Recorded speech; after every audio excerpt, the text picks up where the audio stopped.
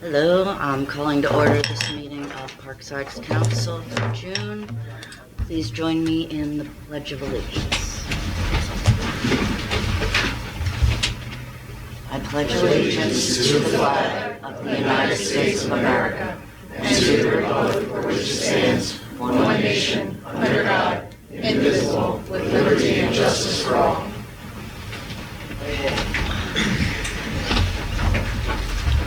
Before the roll call, we'll just do a little housekeeping. If you have your cell phones, please turn it down. Do not disturb so it won't beep and ring during the meeting.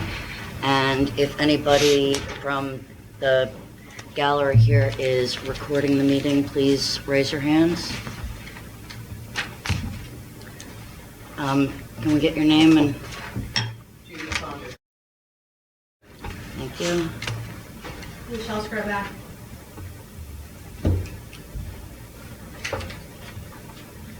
All right, roll call, please.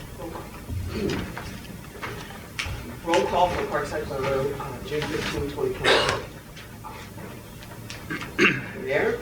Here. Ms. Purcival? Here. Mr. Costigan? Here. Mr. Sidlow? Here. Mr. Solicitor? Here. Mr. Sweigart? Here. Mr. Engineer? Here. Mr. Bull? Here. President Guy? Here. Mr. Roberts?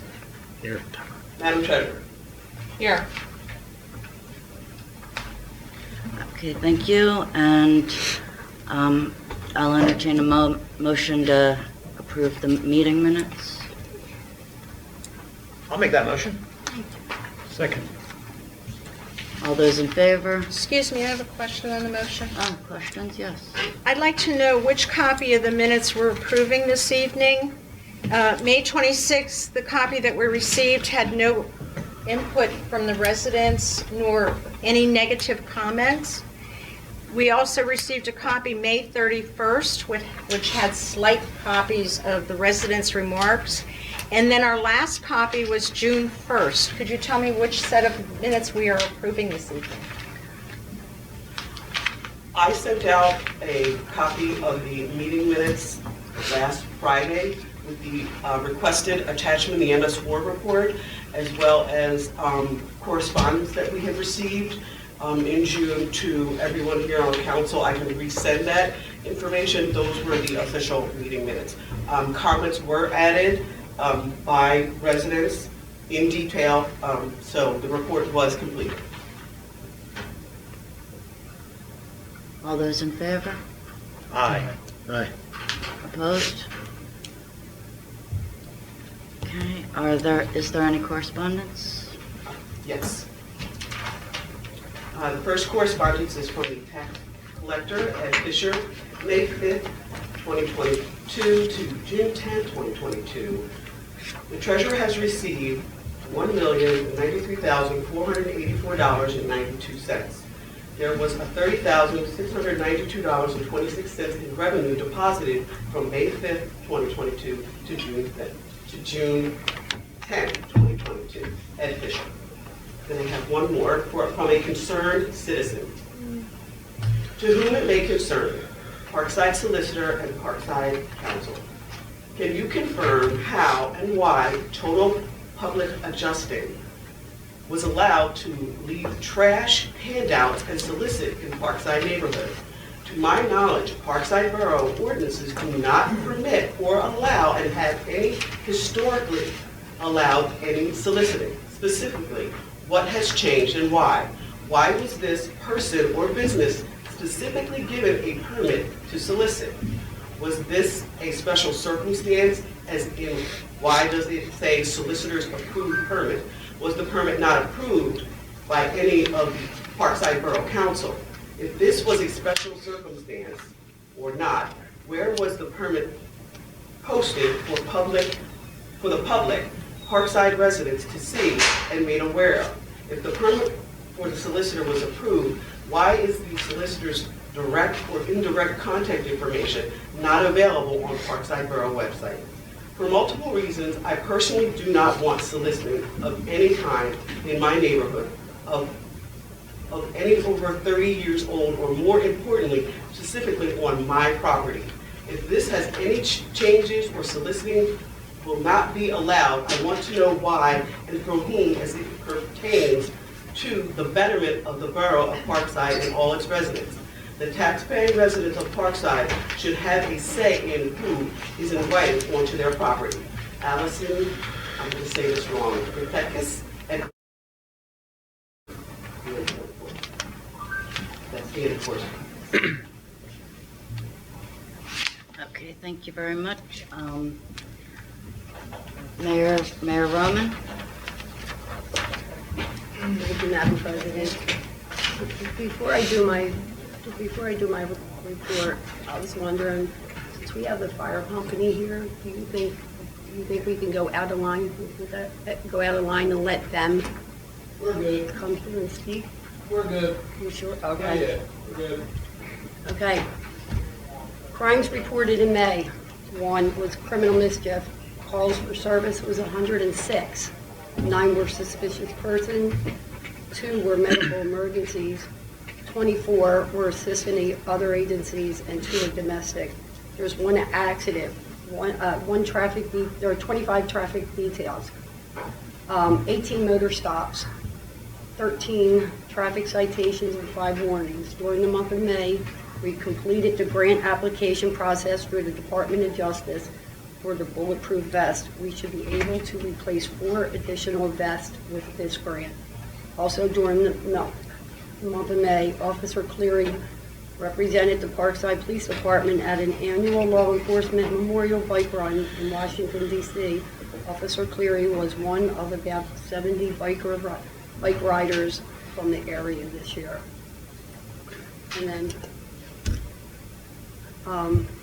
the hiring of the new officer. I'd like to, Chief Murray, to speak about that. Thank you, Madam Mayor. Just very brief, we went through the process between last month and tonight. The 2 officers that were vying for the full-time position were interviewed by a panel of 3 chiefs from some of our neighboring communities. Chiefs that deal with both full-time and part-time officers, so they have an idea of what they're dealing with. Those interviews were graded. Officer Stoppelback came out in first place. Officer D'Antonio was in second place. I've done a review of their personnel files. Neither of them have anything negative in their personnel files, and both of the officers are up to date with their training for the current year. So it's my recommendation to council that we go ahead and move Officer Stoppelbach from part-time to full-time. Excellent. Okay. Now, also, I do my cleaning every month in the borough. I'm sorry, does that require a motion, or what is the Certainly procedure does. here? Are we actually hiring the person tonight, or? He's already hired as a part-time officer. We're just changing his status. So I would make a motion to change his status from part-time to full-time as the appropriate way to do that. I would entertain that motion. Yeah, all right, I'll so second that. wait. We have to move out of the agenda. Well, It's on here. there's hiring a new full-time officer is on the agenda. So that's fine. We have a motion. What's the name of the officer? Or make a motion to hire Officer Doug Stoppelbach. as changing his status from part-time to full-time. All right, it's your motion. Yes. Second. I already second. Okay. All those in favor? Aye. Any opposed? Excellent. Thank you. Congratulations. Congratulations.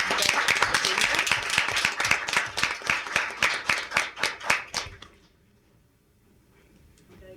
So y'all know that I do a monthly cleanup in Parkside. I'm changing it from as a resident as to doing it as the mayor, because I want to see if I can get more participation from the children and more participation from the residents. So with that, if a child comes and helps do our cleanup, however long they're there, we're going to give them a certificate of participation. So I'm just advising everybody of that. And Mr. Bull, I believe that kids can earn volunteer hours doing that for like scouts and stuff, Oh, right? absolutely. Yeah, Yeah. we usually do the one in April. That's through the CRC. Worked out real nice, so absolutely. Okay. Well, maybe we can get together. Absolutely. Okay, sounds good. All right, I guess we'll move on to call to citizens for agenda-related items only.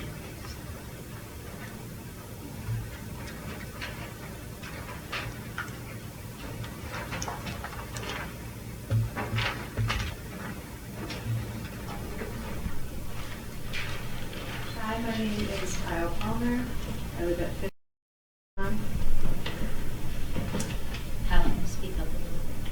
I'll try. Sorry. I just wanted to comment on the agenda-related item, the resolution establishing requirements for house funding. And just a comment, it would be helpful if the resolution was attached to the agenda so we knew if we wanted to comment, just as an aside. I just wanted to state for the record, I'm not opposed to giving tax dollars to the firehouse. I bought my house in West Albion almost 4 years ago to the day, actually, and not because it was a relic of 1992. It's because there's a firehouse, a police station, and a school within 2 blocks. I do, however, believe the fire company isn't entitled to taxpayer money and should be held accountable to the taxpayers to tell us how they're spending it. We've been told the fire company agreed to provide quarterly reports to council illustrating how they're spending this money. So I filed a right to know, asking for copies of these quarterly reports. My request was denied because the records don't exist. I was told to go check the minutes of the meetings from last year. So that's what I did. January, it just says Parkside Fire Company report progress.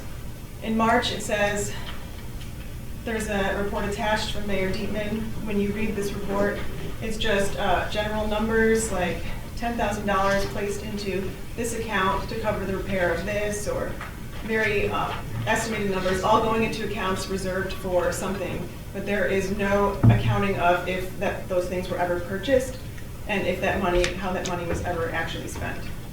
Or is it still sitting in those accounts? After that, in July, the minutes say Mayor Dietman, treasurer of Parkside Fire Company, did give the quarterly report of funds received from Parkside Borough, see attachment 1. Then there's no attachment to the minutes. So then I did another right to know, and that attachment doesn't exist either. So then I watched the video of that meeting, and Mayor Dietman's report for that meeting, verbatim, is the fire company received a check for $24,375, and it will be used for general operating expenses. Again, that doesn't really say anything. And did you spend it? And on what?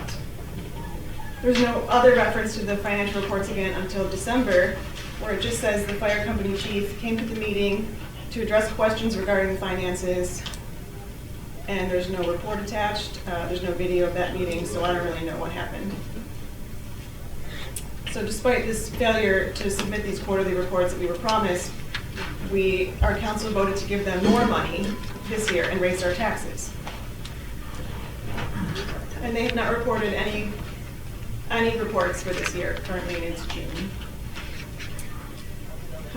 What's concerning to me is that Parkside Fire Company lost their nonprofit status, which is technically been proven because you're not in the IRS database. And GuideStar shows it as revoked for failure to file your 990 3 years in a row, and the last one is from 2014.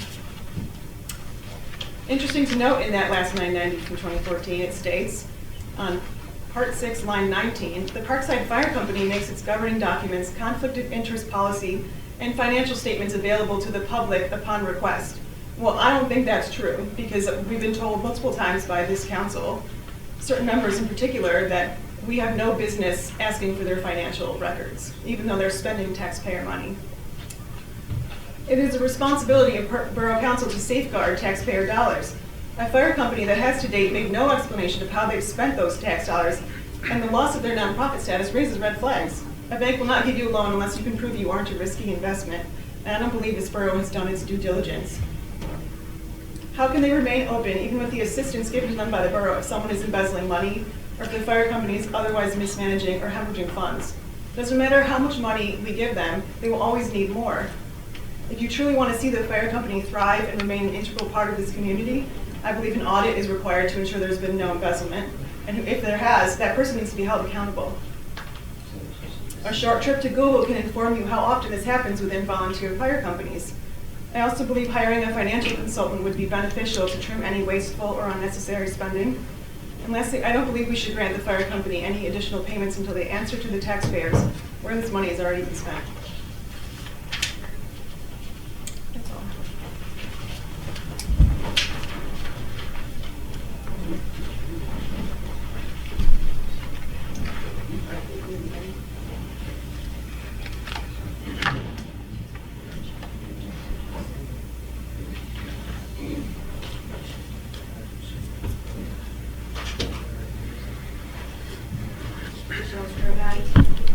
Do I need to announce my address now? No, you don't No, need we to. don't. So I lived in this town for over 21 years. Raised my kid here, had family that lived here. And I think it's appalled that there's even a question about what our fire company is doing. And I pay the taxes too. So I get it. And I've been here longer than some of the residents that are speaking. If we take away that money to them, where is that going to leave them? Talking to other boroughs, other mayors, they need that. Gas prices are going up. Call 911, how quickly is a fire company to our houses? We don't have them anymore, now what? How long is it going to take them to get from another township to get to West Garrison Road where I live? And I'll tell you, I don't care, keep it on camera. How long is it going to take?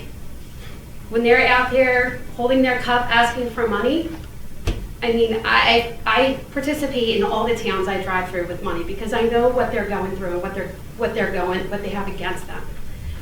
I just think it's appalled. I've asked, and you have asked, some of you, the budget from our council. We can't see that all the time. I don't see that on here. How monies are being spent. Can I see that on the agenda next time? Seriously, can I see that?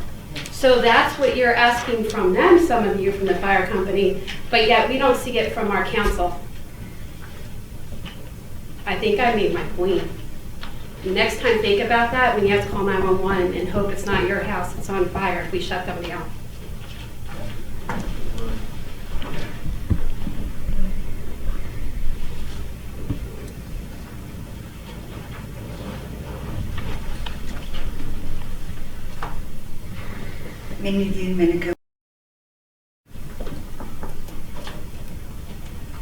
Yes, the firehouse does need that money.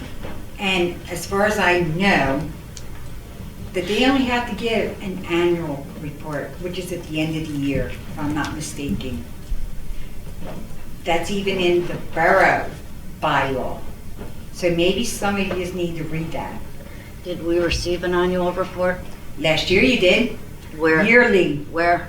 Tim Deep, with Tom Deepman, whoever. I never got any Supposed- report. You did not. It It was was in the our borough. December We have received meeting no of report. 2021, and I looked at the minutes. And It is not March? attached, but I don't know why. Well, But it there's the was, problem. and if you So read, if you get it. watch the video, it's on the video. Yeah, there was no video that month for some reason. Nobody felt Well, like it's funny recording because it. actually, tonight, we're in violation of the Sunshine Act. I didn't want to bring that up because our still public agenda comment? was not put on the website. And it has not been on the website since January of this year, nor has our minutes been there. It was posted on the door. It's fine. I'm sorry. That's okay. And in January, March, and April, the fire company was here, and not once were they called on. One, you had just became president, and I could see that, but after that, no. And the one was sitting right here when I got up and spoke last. He never announced himself You don't to have me. to. I You didn't usually even know he was ask. here. You usually ask fire, it was always on the agenda. Look, we will accept a written report at any moment. Like, it's that simple. You don't need a written, We they have could give a received- we have verbal. received- No, we have received And no in your, please read your reporting bylaws, from, annually fire is company. what it says, Well, annually, which is the end of the year. when Mrs. Purcival made this deal with the fire company, we were supposed to receive quarterly reports, and we were supposed to receive an annual report, okay? We have received vague reports from a man who had two responsibilities. One is the mayor, one is the fire company treasurer. Okay, And they were very vague, as Ms. Palmer correctly described, and we have not received anything for this year. And let me say, Mrs. Percival did not do the deal. Council as a whole voted on the budget to install monies into the fire company for their ability to stay here. Yeah, I think I voted against it. Yeah, well, and, Yeah, well. you have it after firehouse, just a minute. look. Mrs. Palmer is 100% correct. We, for $120,000 a year, we're just asking for accountability for what they're doing with their money, that's You all. just want a breakdown of every single thing. All they have to give the borough Look, is what we spent from the borough, I'll take- not from everybody else. I'll take anything. We've got that. Because you haven't called on them, Anna. He didn't even tell me he was here and then. But oh it my used to God, be you on saw the it. agenda. I did not. It used to be on the We're not agenda. getting anywhere. Tell me it wasn't on the All agenda. right. So don't even go there. I just found an interesting article in the newspaper from the Delco Times from December of 2007, and I'll read it. President Shirley Purcival cautioned, the fire company presented their request late. We have no idea how much money they have in reserve or what they may have done with the substantial inheritance that they received years ago. I personally would like to see giving them $4,000, but I would also like to see an audit done. If they're financially strapped and in debt, then I'd like to see proof of that. And Jay Wills said that the borough has the right and obligation to request the documentation on how the $4,000 were spent.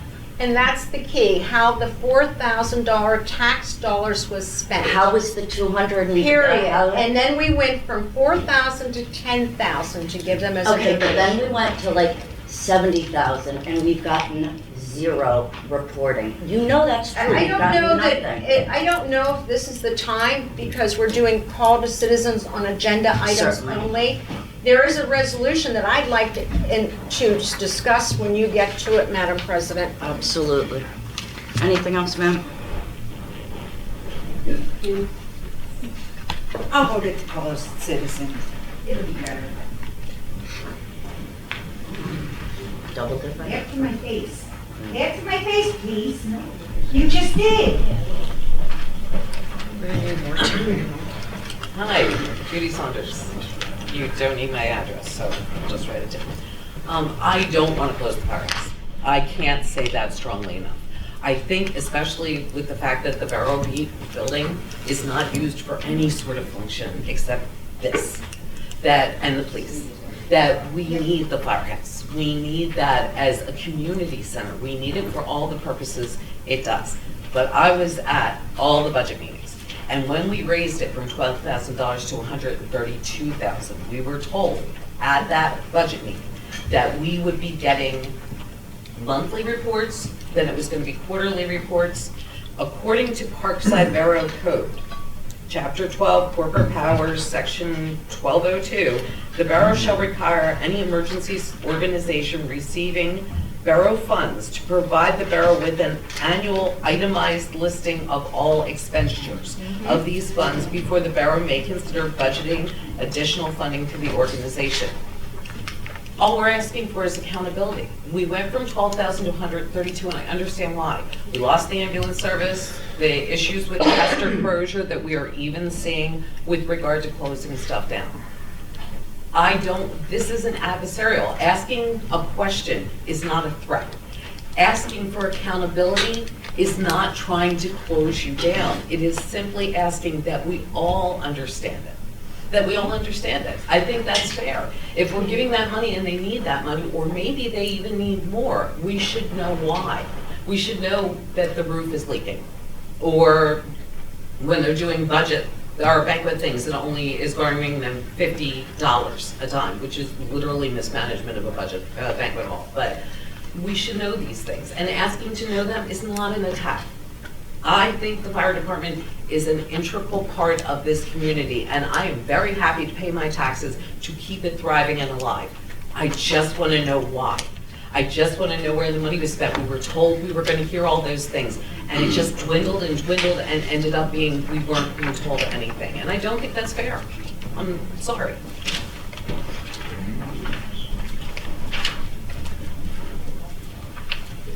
Andrew Scholar. I've heard discussions on both sides of the street here. My question simply is to you, ladies and gentlemen, what are you going to do about it now? What are you people supposed to do about this situation that seems to be important to everybody here? Whether accountability for the money, whether accountability to make sure that we have some public service, which is you know it's important. I can understand that. But what is your responsibility? It's going to fall on your shoulders, and you're going to have to tell us what exactly you want to be done. No more jibbing and jabbing. Get it done if it needs to be done. Shooting each other in the back is not going to help. What happens in the past, it's the past. You can't worry about that. What we worry about is right now, and let's get it done. Let's go move forward as an organization in the proper manner. Okay, thank you.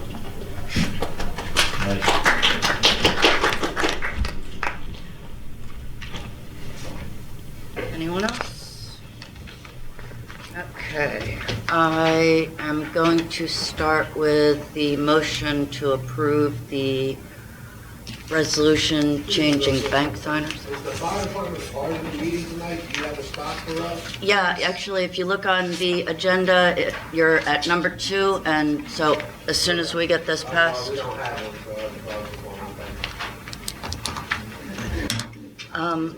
Would you like to read the resolution?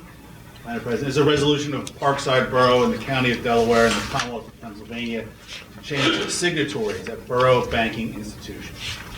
Whereas the Borough of Parkside currently uses both TD Bank and Sharon Bank for borough business, and whereas the Borough Council of the Borough of Parkside has a need to amend the signatories on borough bank accounts, and whereas the Borough of Parkside must amend the signatories on borough bank accounts in order to maintain borough operations. Now, therefore, the Borough Council of the Borough of Parkside does hereby resolve as follows. Number 1, for the TD Bank accounts, Perry Sweigart is removed as a signatory. Number 2, for the TD Bank accounts, Anna Guy is to be added as a signatory. Number 3, for the Sharon Bank accounts, Perry Sweigart is to be removed as a signatory. Number 4, for the Sharon Bank accounts, Anna Guy is to be added as a signatory. 5, for the Sharon Bank accounts, Timika Stamis is to be added as a signatory. And 6, this resolution shall be effective as of the date of adoption, and if you vote to approve it, this will be resolved and adopted at its public meeting held on the 15th day of June 2022. Thank you. So moved. Thank you. Is there a second? Second. It's a tie. All those in favor? Aye. Opposed? Thank you. Yes, who do we have from the firehouse today?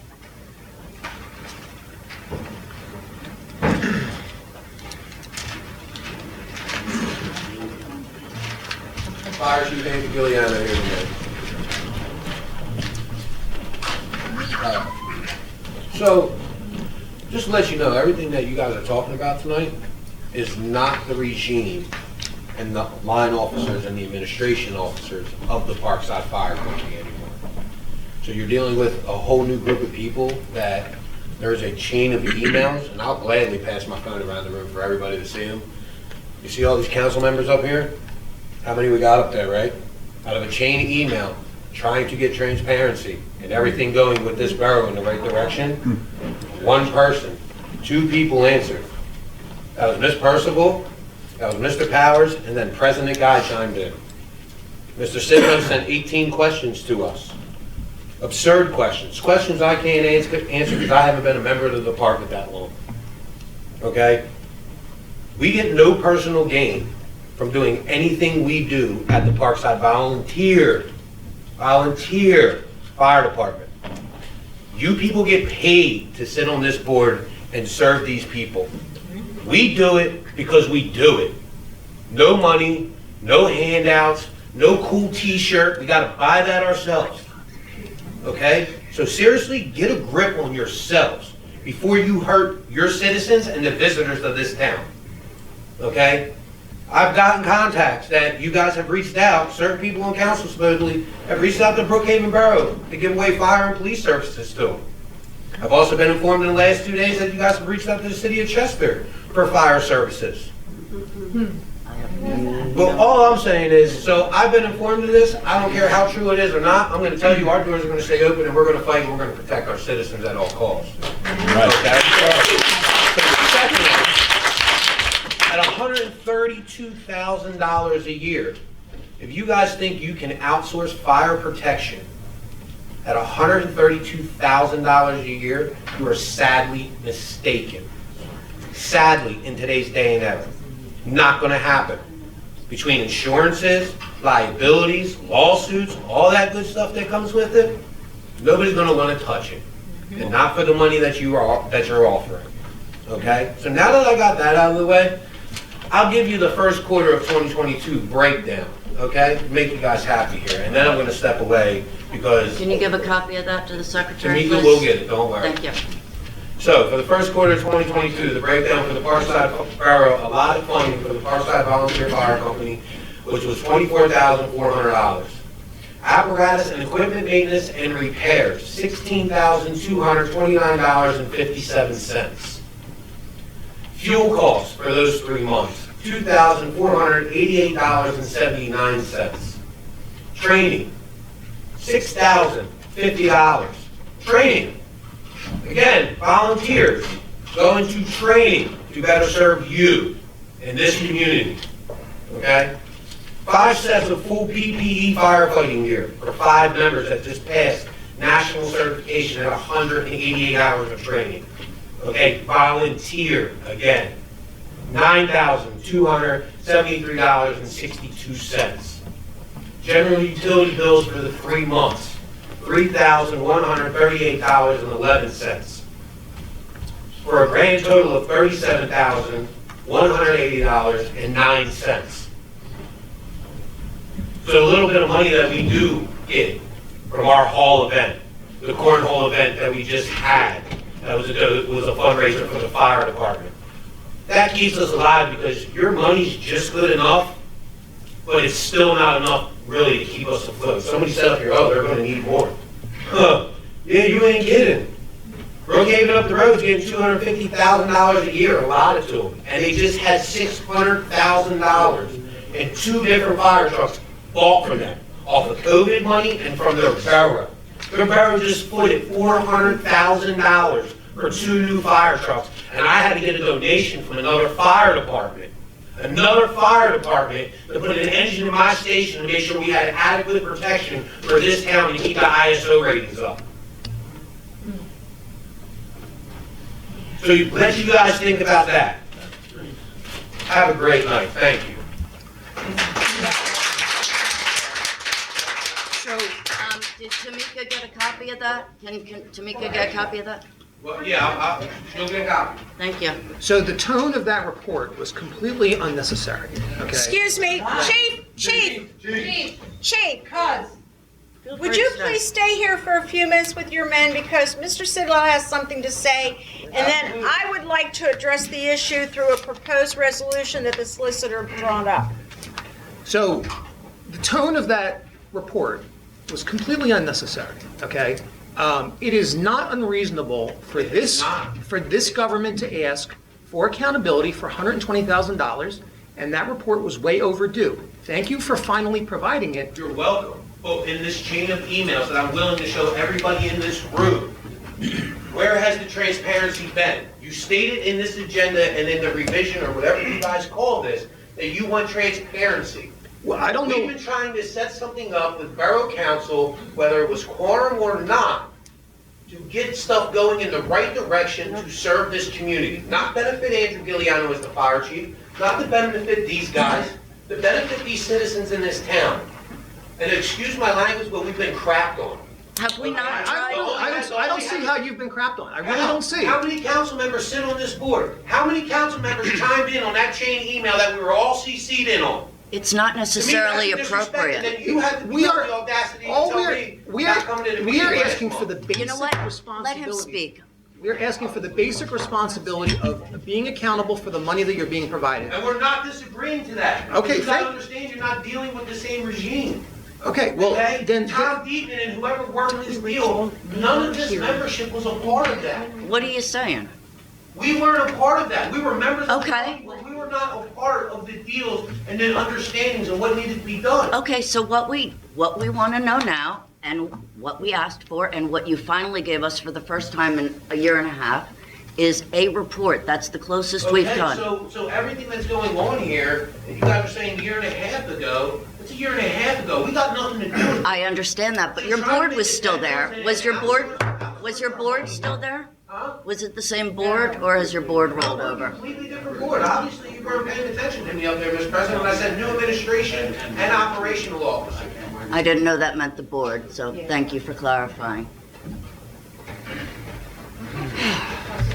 Did you want to say something, Mr. Purcival? I did, but I was waiting for discussion on the resolution.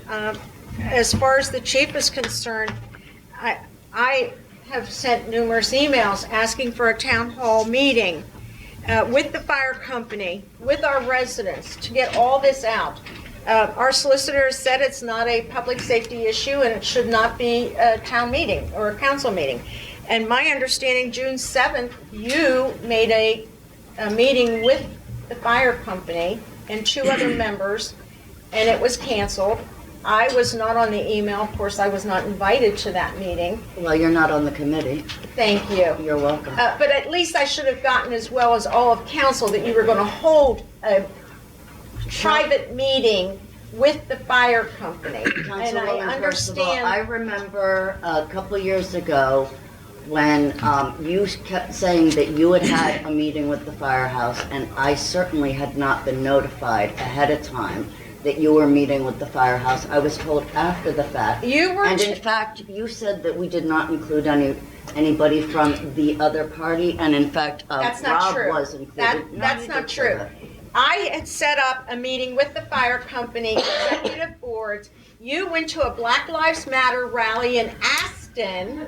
You Mr. scheduled it Sidlow, 24 hours in advance. and that's all the and code says, it's He 24 was hours. camping. Mr. Sidlow was on vacation. and I was also prepared to participate by phone, and you know I what? was told I was not be allowed to participate by phone. That's The 2 years board history. from Settle the down. fire company stated that that was the only day they were available to come. Yeah, that's baloney. Neither one of them had jobs. Well, let's pick on people who aren't here to defend themselves. Rob was. Rob's here. He was one of Rob, them.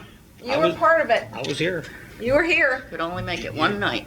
But are we going on to the motion? Because I do have comments on please. this. Do you want me to read the So resolution? I do have a resolution, and yes, would you please read that? It's a resolution of Parkside Borough, County of Delaware, Commonwealth of Pennsylvania, administrative policy for funding of the Parkside Fire Company. Whereas the Borough Council of Parkside deems providing the Parkside Borough Volunteer Fire Company with operating funds, and whereas the Borough Code requires that volunteer fire departments submit an annual audit regarding the use of borough funds, and whereas the management of public taxpayer funds is important to the Borough of Parkside, and whereas the fire department has not submitted any annual reports or budgets to the Borough Council of Parkside, and whereas the Borough of Parkside believes such audits and reports are essential for transparency and good government. Now therefore, the Borough Council of the Borough of Parkside hereby establishes the following administrative rules to approve volunteer fire company organizations funding. Number 1, the fire company must at all times comply with the laws and regulations of the Commonwealth of Pennsylvania and the United States of America. 2, comply with all deadlines of the Internal Revenue Service and on or before June 1st of each year, provide a copy of the respective entity's last filed IRS Form 990, return of organization exempt from income tax, for the immediately preceding tax year to the Borough Council. And number 3, provide the Parkside Borough Council an annualized itemized listing of all expenditures of such allocations or appropriations for the immediately preceding year by February 15th of each following year. And 4, engage in additional fundraising efforts in addition to receiving borough funds. And 5, have at least one representative present quarterly at the Borough Council meeting during the calendar year. Again, if the council approves this, this will be resolved and adopted at its public meeting held on the 15th day of June 2022. Motion to table. Second. All right, so when there is a motion to table, then we just vote on that. There's no debate on it. If it's tabled, it's over. If it's not, then it's continued. So we should have a roll call vote on the motion. We lost our secretary. May I make one comment, Mr. Solicitor? Not for a motion to table. Thank you. Sorry. That's okay, I'll get back to it. Yep. We can just go around. So, Mr. Powers, Where'd she you make go? a motion to table, yes or no? Yes. All right. No. No? Mr. Bull, Vice President Bull? Yes. No? No. Yes. Yes. All right, so it's tabled. May I add one thing? Yeah, certainly. I would like to acknowledge that the Parkside Borough Fire Company is a distressed organization. They just got up here and said that they have had a number of changes. And in a lot of cases, a lot of people said a lot of things, but nobody stepped up to give them a hand. Like, this is a volunteer organization. I don't have a whole lot of extra time in my life, but I would love to support them in helping them with some of those things. I didn't even know who to talk to. It wasn't a conflict of interest. It was just a matter of helping them get their ducks in a row, teach them how to run a meeting the right way, some of those things. So if we can accept that it is a distressed organization, we should help them the way we would help anybody else. As far as that, if it takes a little bit of, we'll call it welfare for right now, to get them to where they need to be, to see that they can thrive in our community, that is our obligation. If somebody knows about 990s and all that stuff, join the fire company, help them fill out their form, make yourself present, make yourself a part of the solution. It's ridiculous.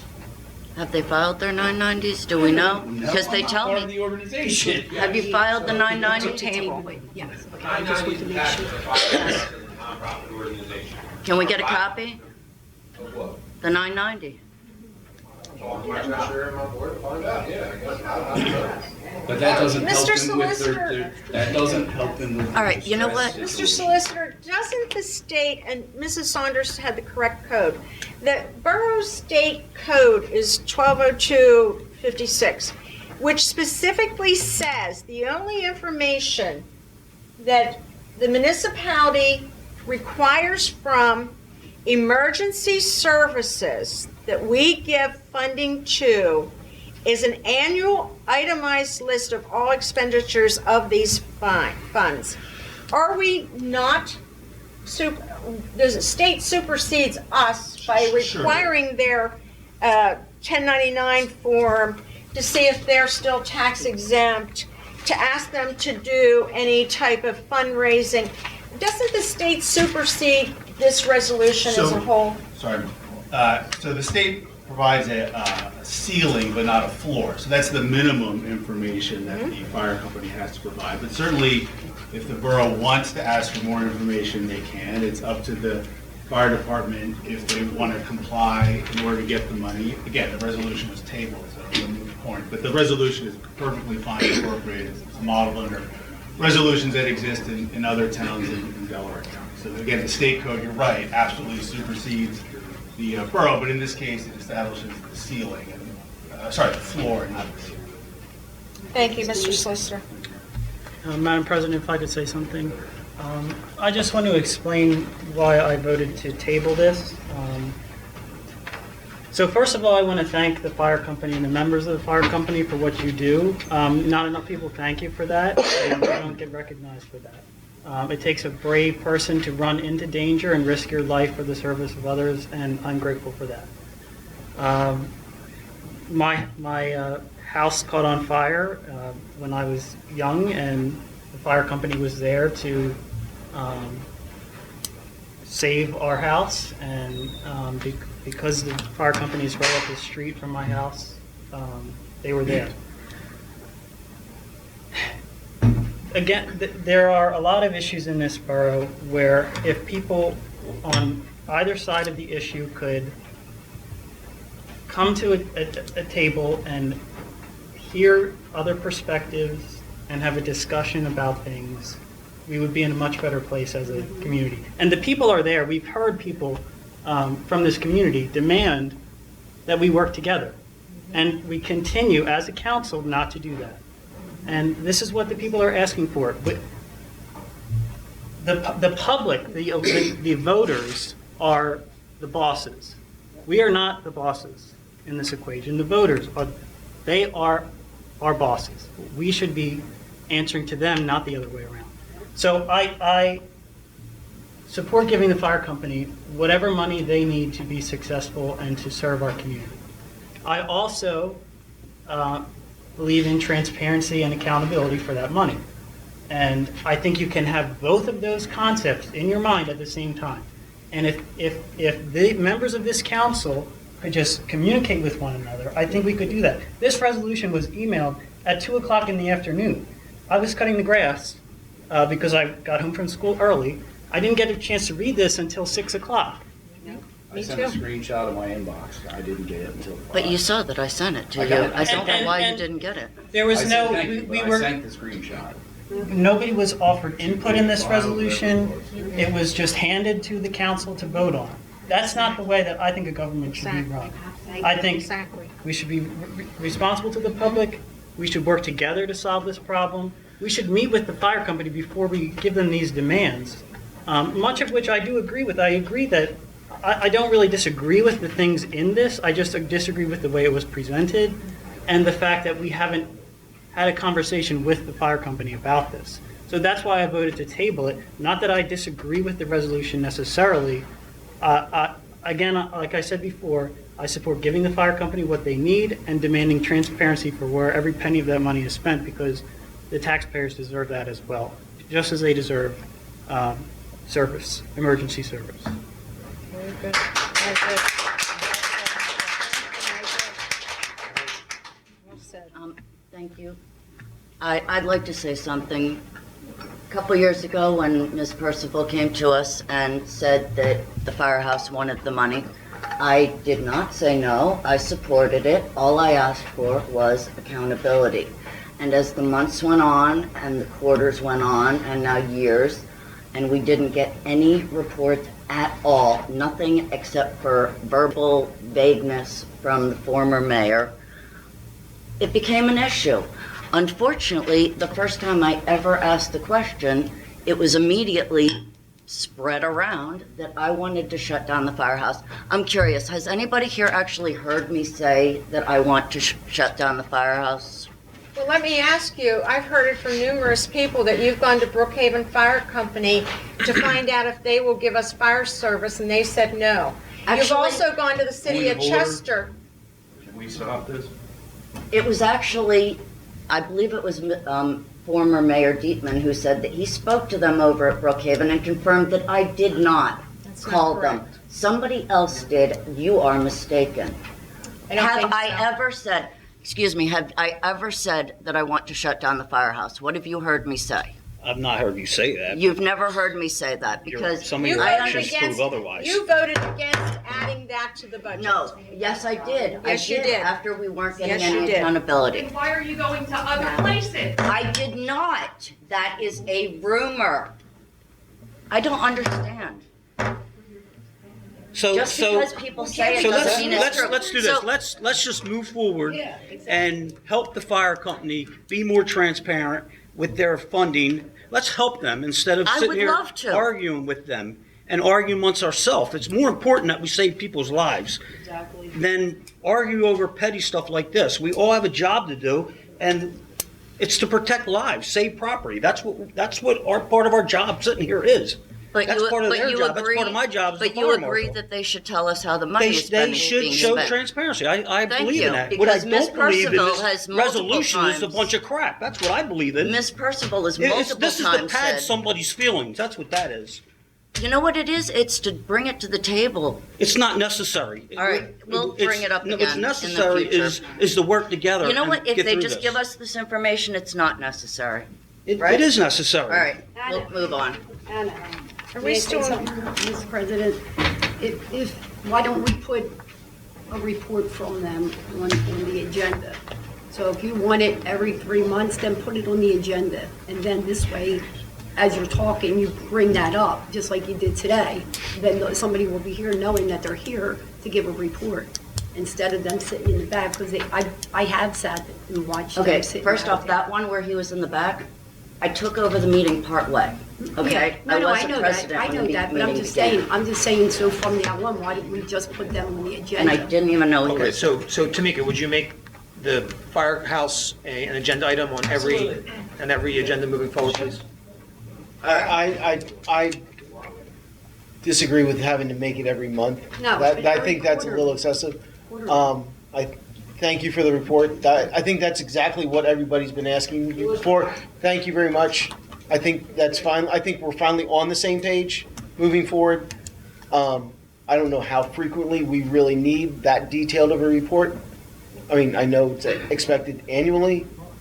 I don't know what's appropriate for you gentlemen, When we sit down and officially. but I personally think monthly is just going a little bit too much for you. Absolutely, but when we sit down and we meet with council and your solicitor, our solicitor, and we'll get that figured out over the next week or two, because we still do have plans to sit down, right, President Guy? Let's see, this week, This week's no good. so this we'll week's have no to good. Next week, we can do Thursday, right? Thursday? We can do We'll Thursday. figure all that All out, right. but we still have plans to sit down and talk and get some things figured out, and that would be one of the topics of discussion in that meeting that night. not invited, then I don't need to. Thank you very much. Is everybody okay with that? All right. Okay, that concludes the president's report. We have questions for the president, please. I've been unable to get responses from you through email, and as I said in several of my emails, I'd be happy to ask my questions in a public meeting. The first one has to do with the ordinance and personnel cabinet in which you hold the key. The key is now out of sight in your possession. The Borough Code states the secretary shall preserve all records and documents. Her job description also says she will handle the ordinances, and this is impossible if you contain the key in your personal possession out of this office. Could you please tell me if the key has been brought back to the office or to the chief for this cabinet? So you're saying that the ordinances are locked and she can't get at them? The Borough Code 1116.B2 states, the secretary shall preserve all records and documents. Okay. Did you return the key to the cabinet to either Timika, the chief? Is it here in the building? Oh, it's right here. And it's on your personal keychain. Is it coming back to the borough? This key is only for personnel. I would be happy to give it to the chief. I did speak to Timika, and what did you say, Timika? I don't, it doesn't matter. Please don't You put said- the secretary No, she in said the she did not want the key. She said she did not. Please don't. I don't have access. I really won't want And access. the place that she would keep the key would be in an unlocked drawer. The chief has a lockbox. I will happily give a key to the chief. Thank you. That And- is only for the personnel. The ordinance files have been moved to another file that the keys are there. Also, another response I have not gotten is, I understand we have had problem with the bank accounts. You were very vague when you said there was an error. Could you tell me what the error was with our bank accounts? It was with the Sharon account, and they messed up the emails. Do you remember? Mr. Bull got something where it said that it had switched your account or something like that, and they Well, they pulled me off to make some changes, so I sent a message to all the council saying that my account was changed while they made changes that I was unaware of. Okay. So I sent that to all of council immediately after getting the notification within minutes. So I don't know what happened outside of my purview. Yeah, they sent out an email. I'm on the Sharon Bank account as well. And when the email was changed, they contacted me stating, did you authorize this change? I confirmed, sending an email back to them stating no, that it wasn't me as well. So Doug stating no and me stating no, Sharon Bank immediately made the corrections and necessary changes to the account. Thank you. Another, Completed because the administrator on the account was the former treasurer. So when Ms. Guy had to be a signer, she then was added and they removed the administrator. So then they made the new administrator, which was Mrs. Guy, to become a signer so that we can continue the operations. And then the entire signers, Mr. Bull and Timika, was added as well. So it was a transition period. There was no fail play. Mrs. Guy and I were at the bank at the time when this happened. And I'm sorry we didn't let you know that that was happening. We didn't know that it was going to email the people that had access prior. But that is what happened. And it's been resolved and everything's taken care of. Thank you. Also, I understand, and I have not received a response about our server. We've had problems with our email and our server. Could somebody explain to me why we're having these problems, what the problems were, how they were corrected? Well, the problem is that when the secretary sends out emails with attachments, some of the recipients do not receive the attachments. Who did not receive attachments? In April, I sent out 9 screenshots to everybody and nobody defaulted. There was no kickback. I know there are times when you will respond to an email and I never received the email, and I know Mr. Sidlow had the same problem where it seems like we get kicked off of the emails. And so I see you responding to that email, but I never got the original. I think it's a Hoover mail issue. How has this been corrected? I don't know. She's sending it, and if you don't get, I'm not sure how to handle it. I've talked to Steve. He said it shouldn't be happening because we're not sending big attachments. So I actually suggested that instead of attaching Word documents, that we use Google documents, which can be accessed online by everybody instead of being sent as an attachment. Well, my concern, and this is why I'm asking all these questions, is I cannot get a response from you for any email that I have sent in the last month. Or I would not have to bore council with reiterating everything that I've said through an email. Having the solicitor create the agenda and having 6 different agendas for this evening has been frustrating. Every time you print one out, there's a new one. If we had transparency and better communication with people responding to emails, then I wouldn't be sitting here complaining about all this, that I haven't received any information back for the last month. Mr. Solicitor, would you address the agenda? I'm sorry, we haven't created any agendas. I mean, we always review agendas and word motions and resolutions, but wow, it's not created. And I think it's not unreasonable for multiple agendas to be circulated because different members were adding items to the agenda. I mean, we have at the last minute. We have a lot of agendas where there's very few items, and this month we have, I don't know, a dozen items on the agenda. So I don't think it's unreasonable that, We had 6 in 2 days? It is what it is. Well, I that's don't because think it people is what added it is things at the because the last minute. Sunshine Act says that we must post the agenda on the website 24 Does it hours say ahead. on the website? And I No, don't it think is there's not. been 6 in the I last checked 24 at hours. Does it say 5:06 on the tonight. website? We posted it at the meeting place. And which it's is at the sufficient. door. I believe that is sufficient. Mr. Solicitor, I have the Sunshine Act here if you'd like me to read it. I'm sure you're familiar with it. The Sunshine Amendment at the end of August of 2021 stated that it should be posted on the website if there is a website available 24 hours before the meeting.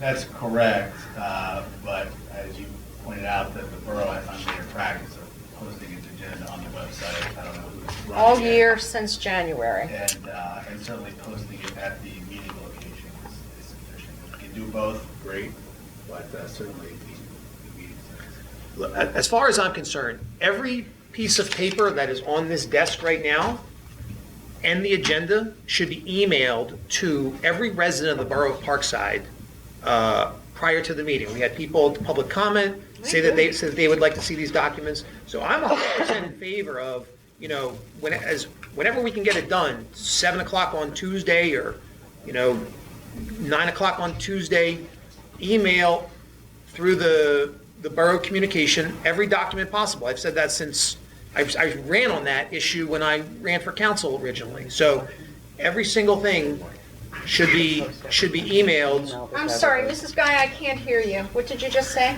I was just asking if we could make You a can always motion. add to something, add it we to can, the, you make a motion, of course, to add it to the agenda. And then I mean, I'd be willing to add to the, to make a motion to post the monthly financial reports and all of these things and Well, I send think them to Mr. Sidlow everybody. has an excellent point in which I think the residents would like to see the resolutions and ordinances ahead of time versus hearing us debate them in public. Sure, And and that I- wasn't the case when you were council president. I'm glad you have a new position on that. my God.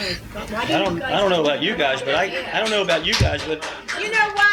I think I should have resigned like 10 years ago so I wouldn't have to being put on trial every time you open your mouth. Well, you know, for you No, to, for you to be, please, for you. Please. All right. Onward. Are we done? The only thing I would ask is, I have not received a reply for my emails since you took over basically with periodical replies. Would you please practice transparency? If somebody sends an email, would you try to make an effort within days to at least respond? That's Certainly. all what I'm asking. I get that Certainly. myself. And the mayor, she is saying. Okay, Mr.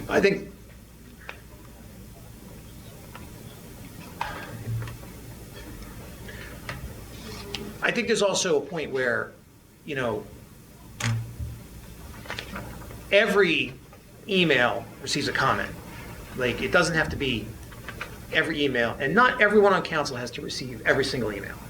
Like, we can have committees, we can have people working on things together, and then before the general meeting, everything is brought up that's going to be discussed.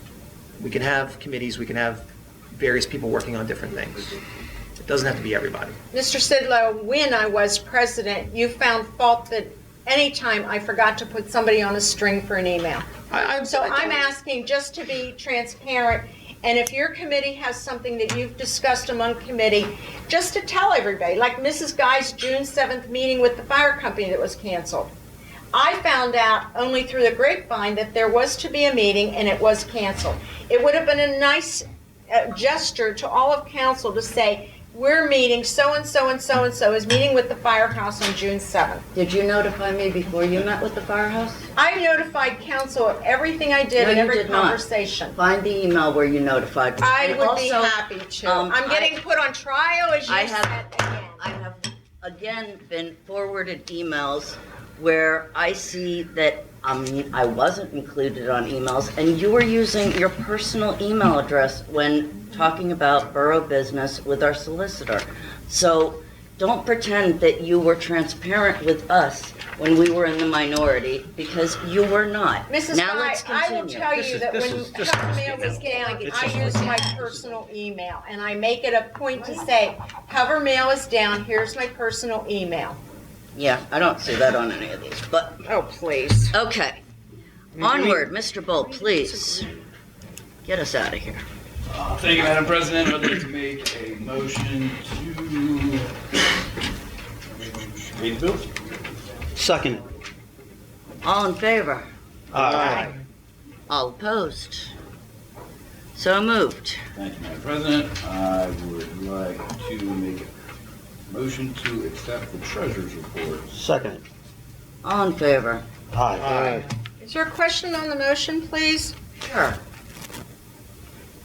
Mr. Bull, I noticed going through the treasurer's reports, and Mr. Andrew back there has sent me information concerning my concerns.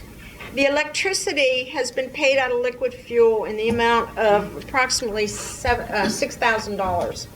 Could you tell me if and it was paid by mistake. Could you tell me if Liquid Fuels has been reimbursed for paying the electricity out of the liquid fuel, if general fund's been reimbursed? The last email that I saw that it was in process. So, I guess I should have made more of a report before I asked for a motion to approve, but it's already 8 o'clock. Oh, wow, time flies. Excuse me, if I could comment, I believe it was paid out of the general fund in error when it should have been paid out of the liquid fuels fund. So we will, at the end of the year, we're going to make an adjustment, the due to, due from, and then because the lighting for the borough is paid out of liquid fuels. So the liquid fuels needs to reimburse the general fund for that money. The street lighting is Street only. lighting, yes. But the building, it showed that the building for last month, we spent $5,000 on electricity for this building, and that's what caught my eye reviewing the reports. Because I believe that was supposed to be street lighting, so it was misclassified. That's correct.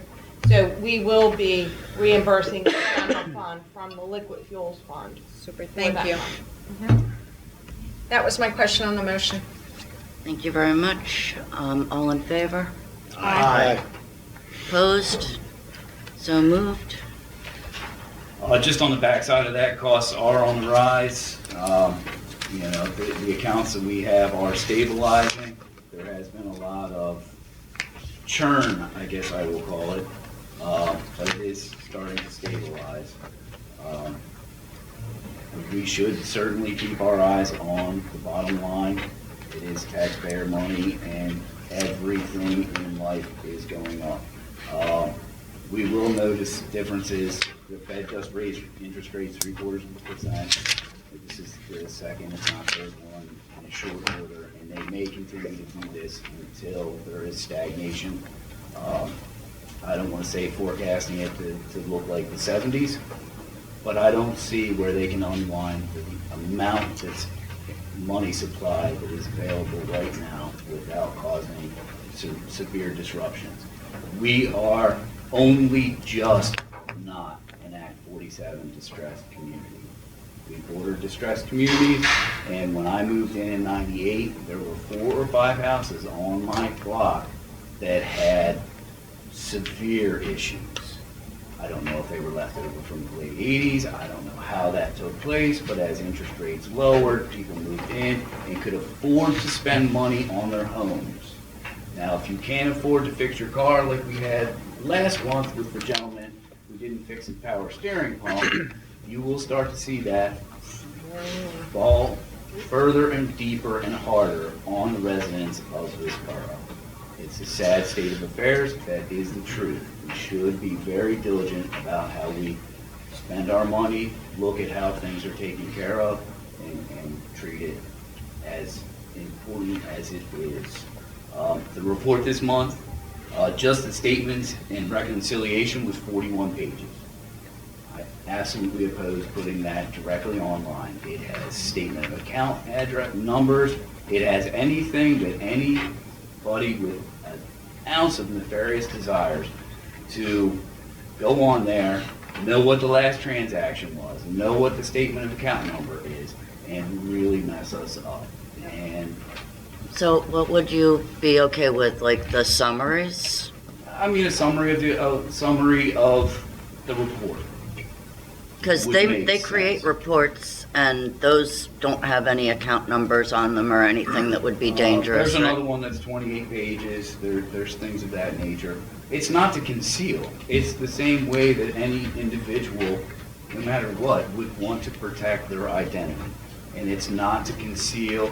It is open. I imagine it's public record. Well, I'm not asking to put our credit card statements out there. I'm just saying. It's public record. So I'm just putting that out there. That's my duty to the citizens, is to protect basically their money.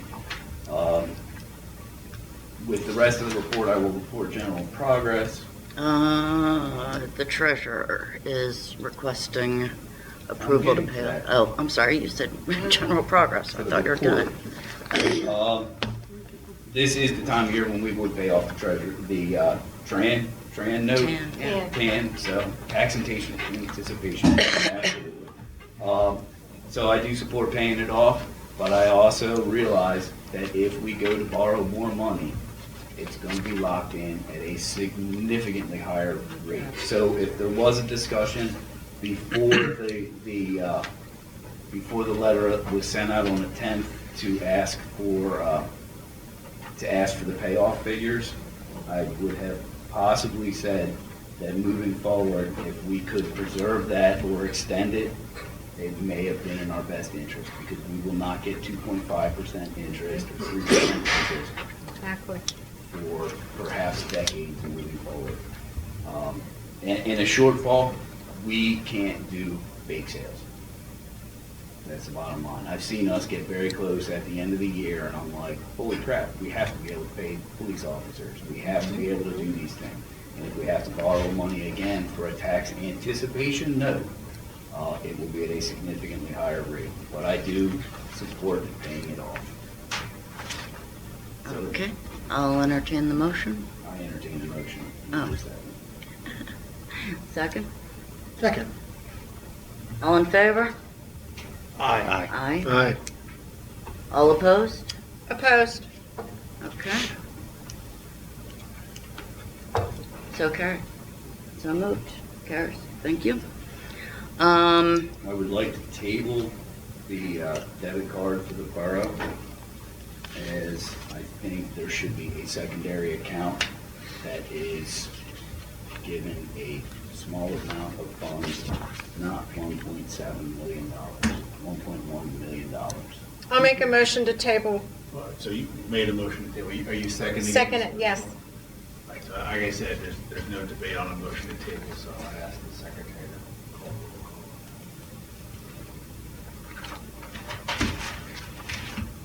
roll. Mr. Sidlow? No. President Guy? No. Ms. Purcival? Yes. Mr. Costigan? No. Mr. Powers? No. Mr. Sweigart? Yes. Mr. Volk? Yes. Not table, right? Okay. So we'll continue. What's the, I understand your objection. Could we get it for a smaller account? What would it take? You could most certainly open another account with Sharon Bank, and then they would just attach the debit card to that account, and you could just keep $3,000 in that account, and then when it would get low, we would fund the account again. Okay, and so we'd have to do all the opening of the account, signers, all that stuff? Correct. Okay. Although I think we need to. The secondary accounts usually move a little bit faster. Yeah. One signer that says we want a secondary account. Right. With access is much more. I believe for the debit card, you just need one signer. If you have two, I don't think they issue you the debit card. So is this something that we had? Who's going to have access We to do have that a card? resolution. Read it. Yes, please. All right. This is a resolution of Parkside Borough, County of Delaware, Commonwealth of Pennsylvania to approve the issuance of a borough debit card. Whereas the Borough of Parkside currently uses Sharon Bank for borough business, and whereas the Borough Council of the Borough of Parkside has a need to utilize a borough debt card for borough functions and operations, and whereas the Borough of Parkside must approve a resolution providing for the borough debit card issuance, now therefore the Borough Council of the Borough of Parkside does hereby resolve as follows. Number one, the borough may be permitted to obtain a debit card from Sharon Bank authorized for borough business for the TD bank accounts and a guide to be added as a signatory.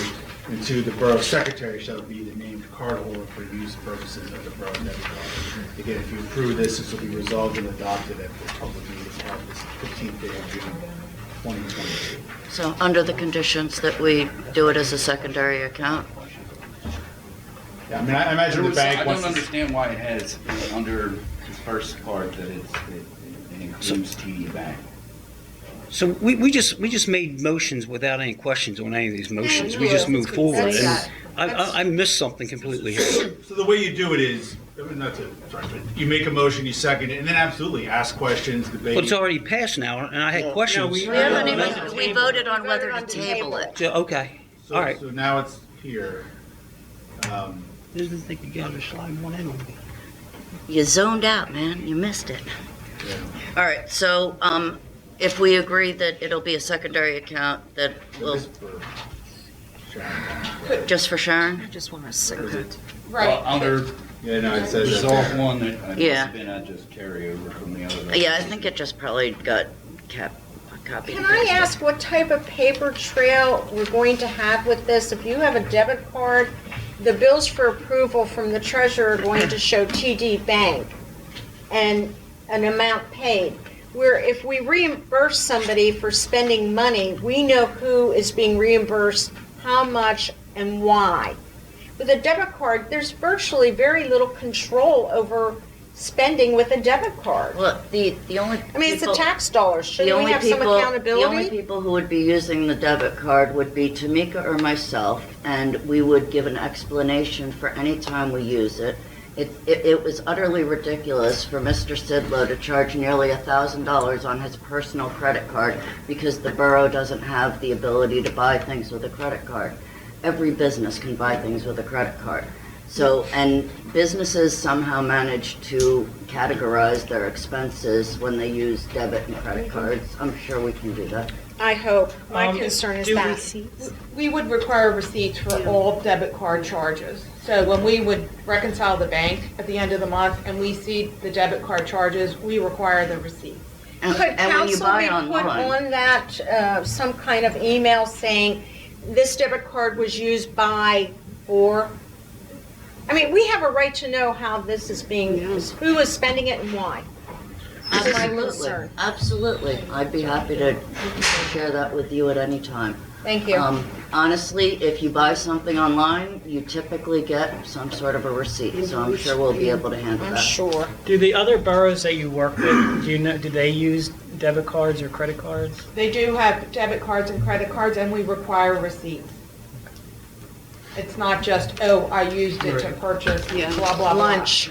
We need a receipt, and if there is no receipt, then we require an email and a signature from council that they're approving that. Parenthetically, while we have a moment, I was able to buy all the code books for $400, not $1,000. Awesome. Did you get used books? I was able to use, Amazon had them all for sale, and it was like $425, or I can't remember the number, but it was way below what we discussed last So the books did not come from the UCC Code Councilman? They came month. I from bought the Sean. UCC books from Amazon. My question, I'm not explaining myself correctly, I guess. So you did not go to the Uniform Construction Code Council to purchase these books? I purchased the Okay, never mind. I purchased the 2018 ICC books. Never mind. I know, but point of order. Yeah, you're right. Thank you. Point of order. We shouldn't have had little side conversations. Thank you. Thank you, Mr. Bull, Vice Okay, President. so with those changes, are you making I'll make the motion to pass this off. Will someone second Can we it? clarify the changes that were made? Okay, taking out TD, that's just a remnant, looks like it just got, Paragraph 1 will delete this text for the TD Bank account. okay. Can we amend paragraph 1 to say that a secondary account will be Yeah. generated for Sharon Bank with funds not to exceed $2,500? That's reasonable. All right. I know. All right. So do you agree to that I amendment? do. Okay, so did everyone hear the amendments? Maximum $2,500, secondary account, Sharon Bank only. Okay. Did we have a second? Somebody seconded? Second. All right, all those in favor? Aye. Opposed? I oppose. So moved. I will report general progress, Madam President. Oh, thank you so much.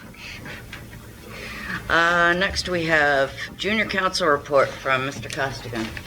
Thank you, Madam President. We have 3 candidates for the Junior Council. I'd like to thank those candidates for applying. We'll be interviewing them this month, and it's been a pleasure to read their applications and see some of their thoughts about what they'd like to do. And I look forward to meeting with them and with some of the other council members as well. And I'd like to thank them for their help, Ms. Purcival and Mr. Sidlow, for your time on that as well. That's all I have for that. Thank you very much. Next is open space report. We got to group you together. Thank you. Thank you, Madam President. I will report general progress. The trash has been taken on, it's been mowed. Ryan's doing a fantastic job. There are some trees that are in decline. There was one that kind of came down on the lower Chester Park side that I believe a resident cleared off. It was an Atlantis, it's an invasive tree. So we will come up on needing to do some kind of winter management program, I would say. But with that, I still would like to make sure that we have the funds to do it. And with that, I will report general progress for the open space review. Thank you. And Mr. Costigan, Police Public Safety. Thank you, Madam President. So I would just like to thank the chief for his work on hiring the second full-time officer, and Mr. Powers and Mr. Bull for their efforts on that. I think it was remarkable that we were able to do that. Just 2 months ago, the chief came to us, asking for that, and we made that happen within 2 months. So I'd like to thank everybody who helped out with that, and congratulations to you. So that's all I have for public safety, and then for recreation. I'm sorry, can I ask a public safety question? Yeah. So, I had tried to get this question on the agenda, but it didn't seem to make it. So, Chief, what is we had a horrible school shooting in Texas recently, and I'm not asking for the full details, but can you give us a sense of preparation that exists between the Parkside Police Department and the Parkside Elementary School regarding how a school shooter would be handled or any major incident like that? I can tell you what we have done in the law enforcement community since 1998 when Columbine happened, okay? I think law enforcement at that time realized that the way it was handled was poor at best. Since that time, and there's numerous iterations of what has happened in the past 20-some years, but the thrust today is if we have an active shooter incident, and you say the school, could be any place, okay? They happen in businesses, okay? If there is an active shooter situation, the first arriving officer goes toward the sound of gunfire to stop the threat, okay? That's the way we train our officers. Right now, we are in the process of reviewing our policy just to make sure that we are up to date, that we're doing everything that we can to hope for or expect the best outcome that we can. It's too soon to pass judgment on what happened in Texas, okay? All the facts aren't out. I'm not asking about Texas, I'm asking about our situation. Understood, but that's what generated the question. Yeah. Okay. So the thrust is we go, we neutralize the threat, whatever that means, okay? If that means we have to shoot to kill, we shoot to kill. If that means that the guy drops his gun and puts his hands up and we take him into custody, we take him into custody. Once that takes place, once the threat is neutralized, the next step is to deal with the injury, okay? To get them help, to get, affect any rescues that can be made, get them to medical treatment and get them transported. And then the last thing is for us to secure the scene. And for us, in the Borough of Parkside, we're going to have a lot of help from outside agencies, okay? We can't handle that kind of an incident on our own, especially the aftermath, the trying to put the pieces together, figure out exactly what happened and how things happened. We're going to require the assistance of the state police, county detectives, many other agencies that would be available to us to come in. So that's where we are, and that's that is the way it's been done now. Again, since Columbine, that's the way we train, and that's the way we'll continue to train, and again make adjustments, as we go. Initially, just to kind of give it some perspective, after Columbine, the law enforcement response was we'd wait for the first 4 or 5 officers to arrive on scene, and then we would go as a team, okay? Now, if somebody's pulling the trigger, okay, and shooting somebody, we can't wait for the team, okay? I mean, I sit in the office on a Tuesday morning, If something happens, I'm literally probably the first one that's going through that door because it's right across our back parking lot, okay? I'm not waiting. I'm not waiting for Doug, who happens to be on the street, or Pat, or Brookhaven, or Upland. I'm going, okay? That's what we're trained to do. I hope that answers your question. Thank you. Scott, I'm just going to add to the chief a little bit. The chief and I was just involved last month in a lockdown drill at the school. The students know exactly what to do. The faculty knows what to do. Chief has his things in place. I have my things in place to assist the chief.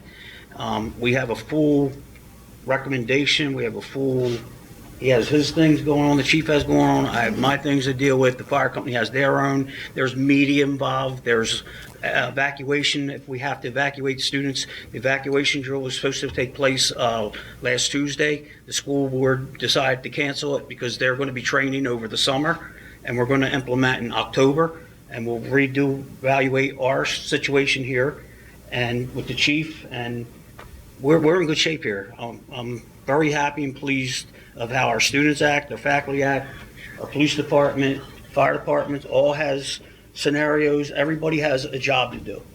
And hopefully we never have that problem, but we're prepared as best as we can be. Thank you for the answers. Okay. Moving on to recreation. So for recreation, I just want to thank all of our volunteers who've been helping out.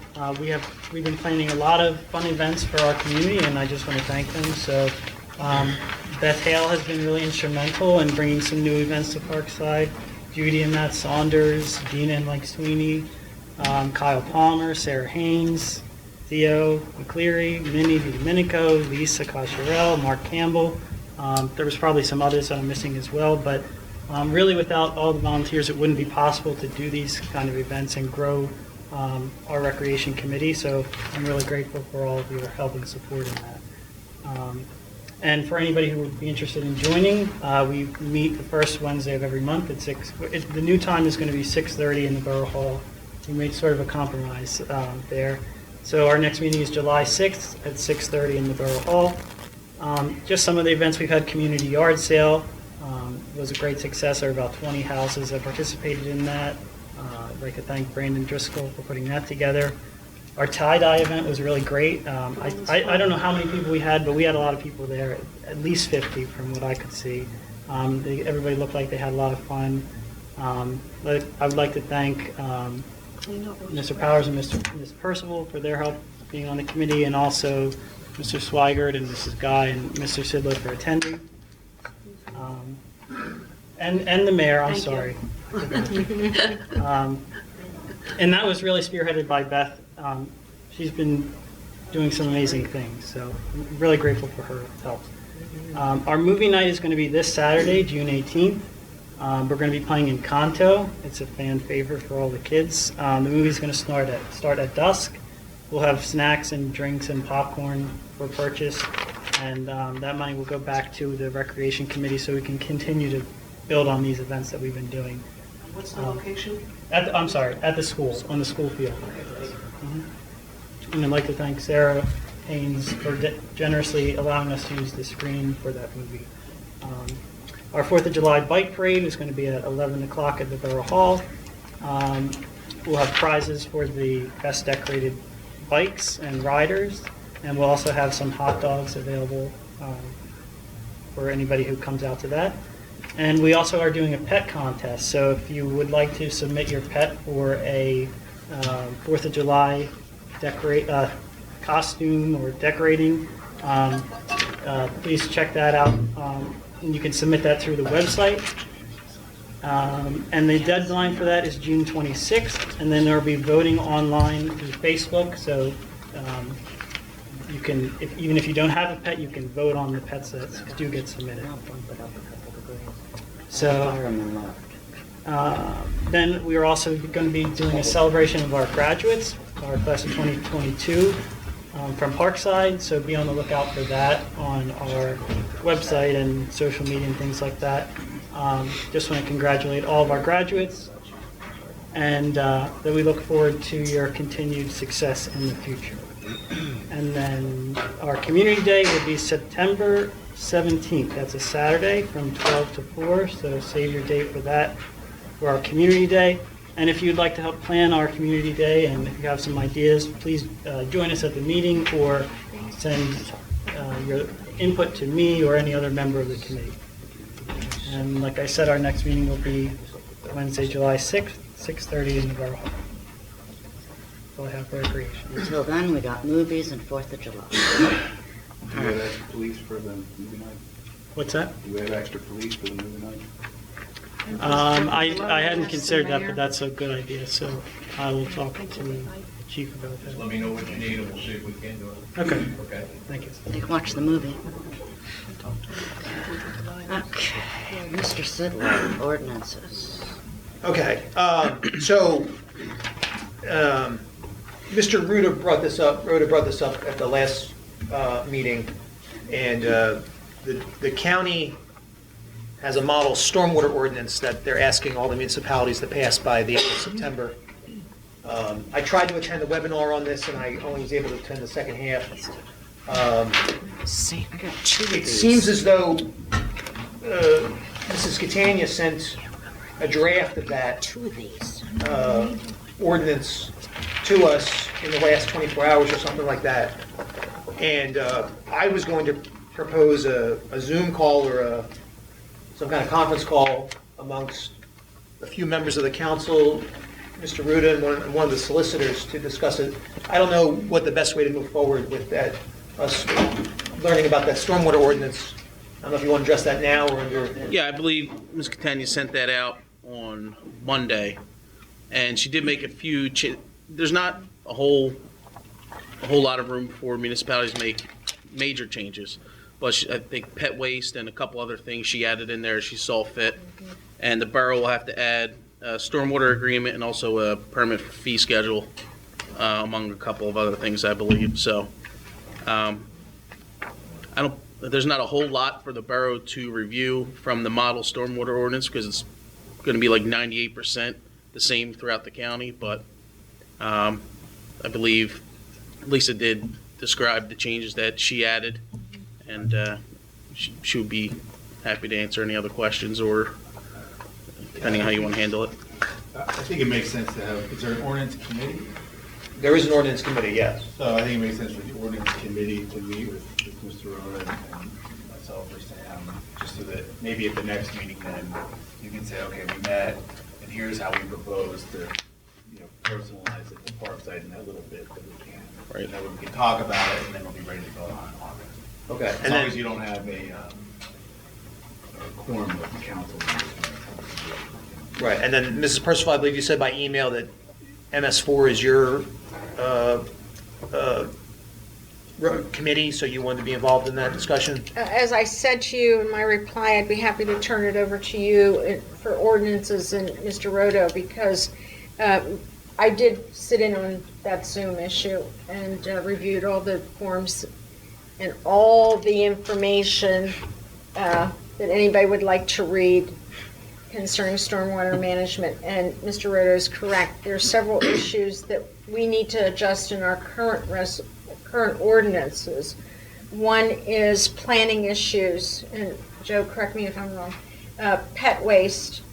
There was also another issue with making sure planning and plan review is correct, because the stormwater ordinances will change our current ordinance in specific areas of planning for any future projects.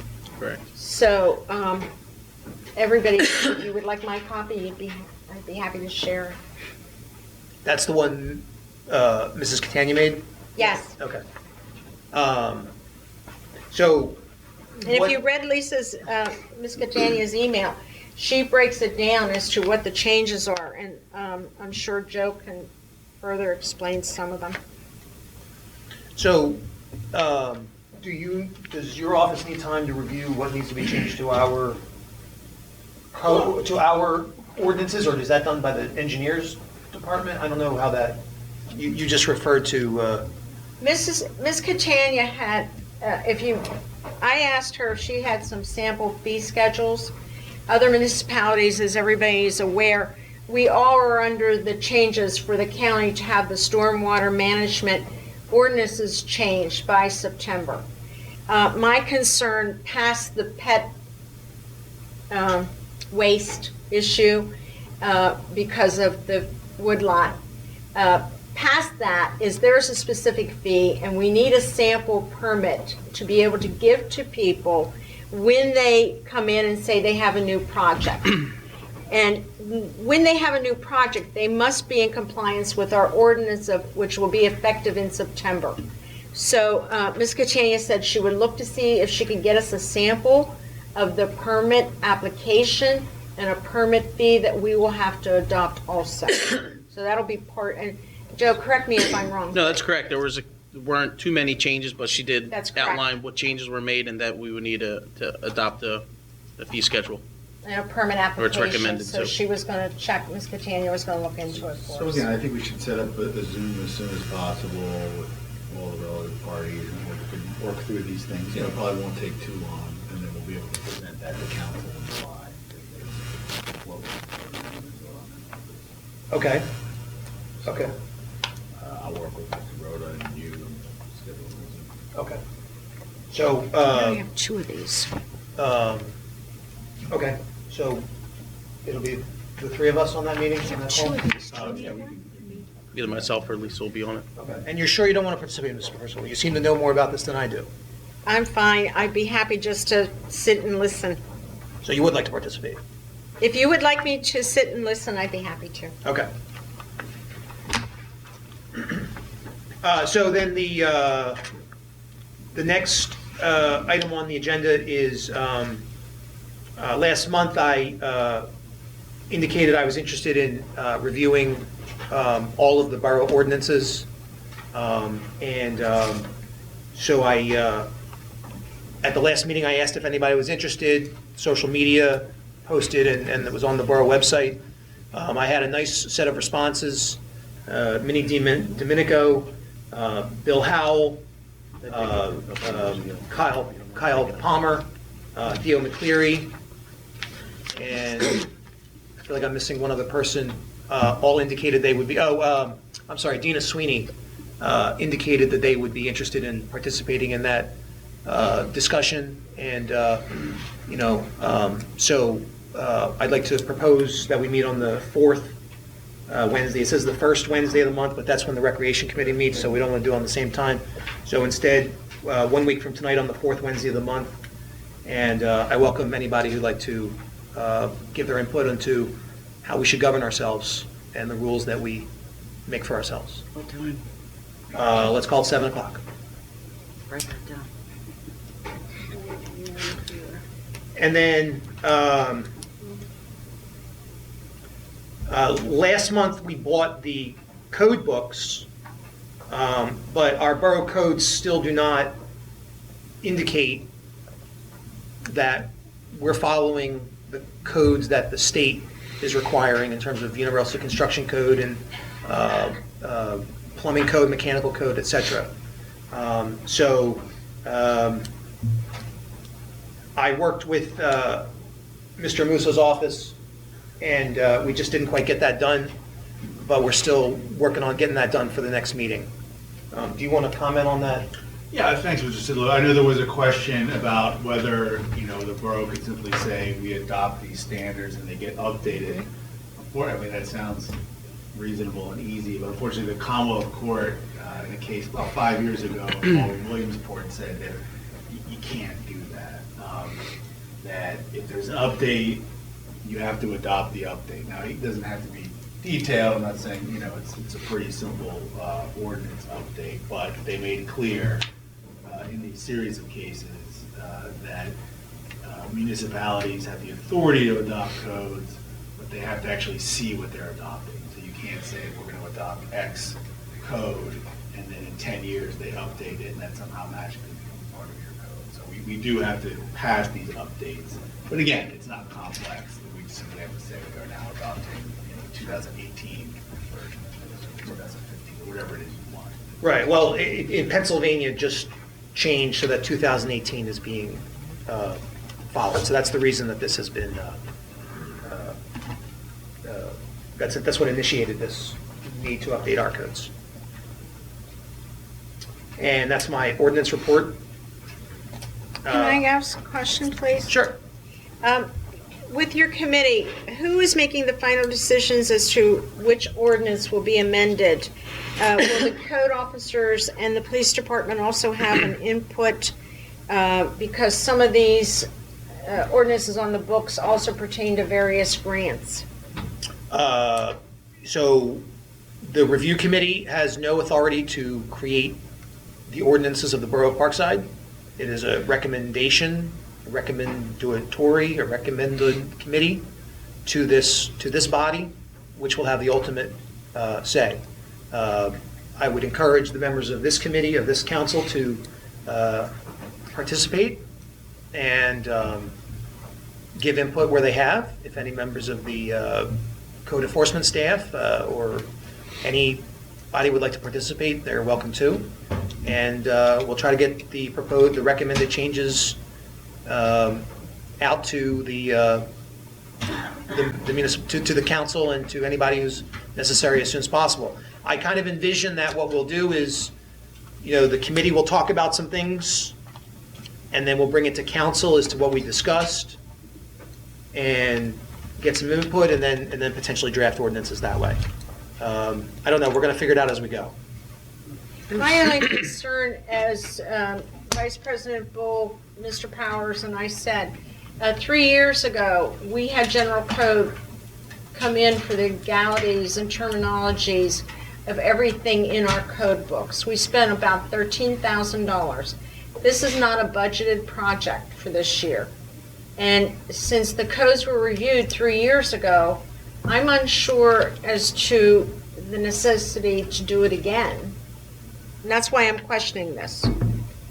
Well, I wasn't a part of the government at the time, and I'm interested in doing this, so that's why I suggested it. There's thousands and thousands of codes. I'm looking at codes right now, and it's broken down from fire to mechanical to electrical. These codes are written by professionals, engineers.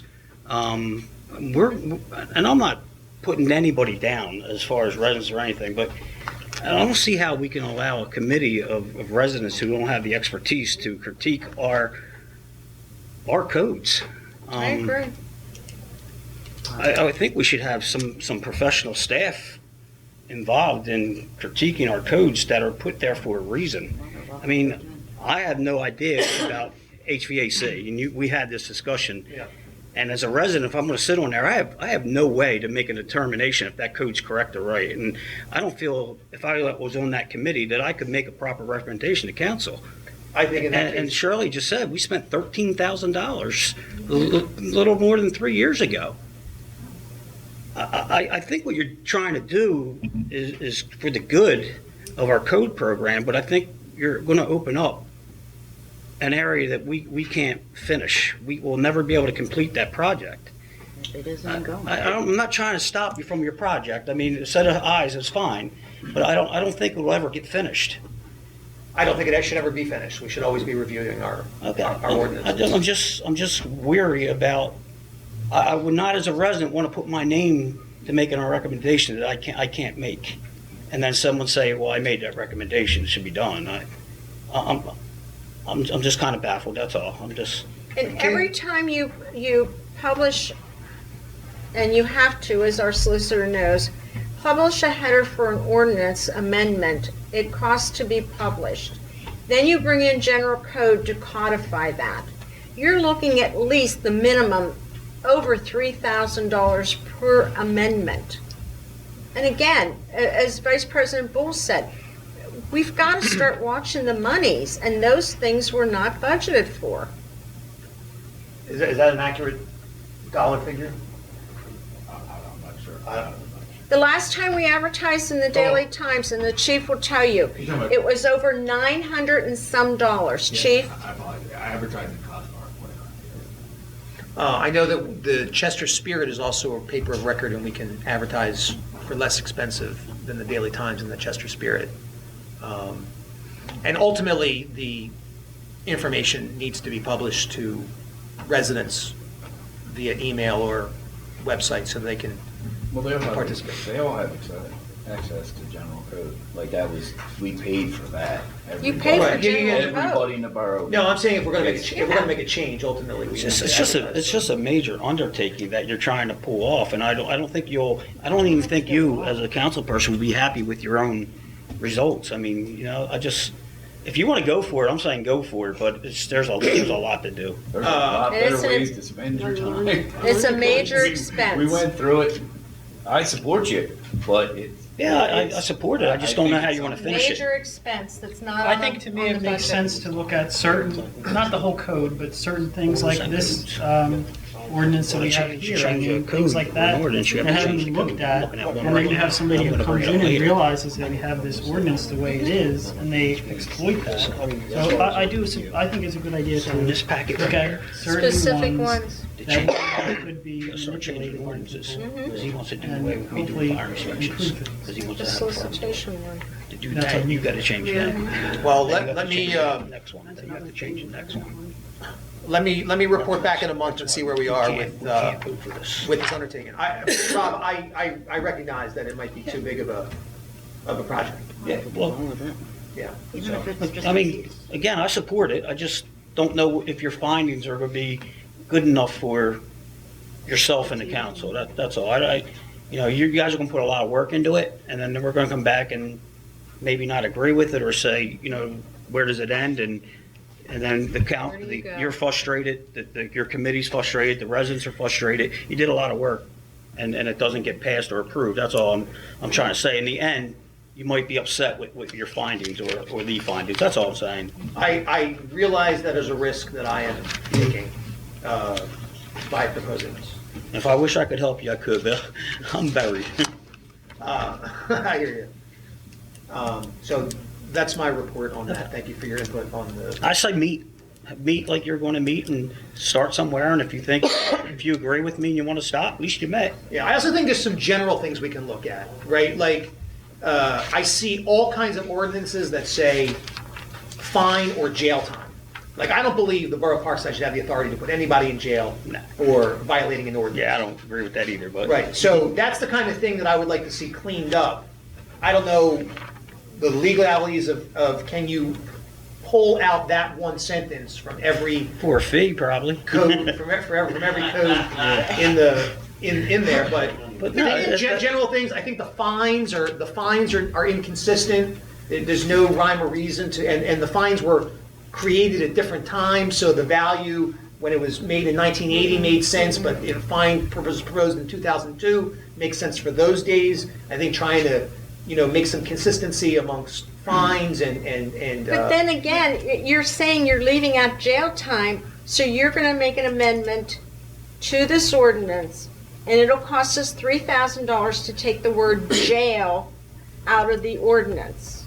And I think that's- if you look at the state code, which we're under, there's a specific guideline through the district justice office that gives municipalities the only can charge so much money per local fines. So please be careful of that one also.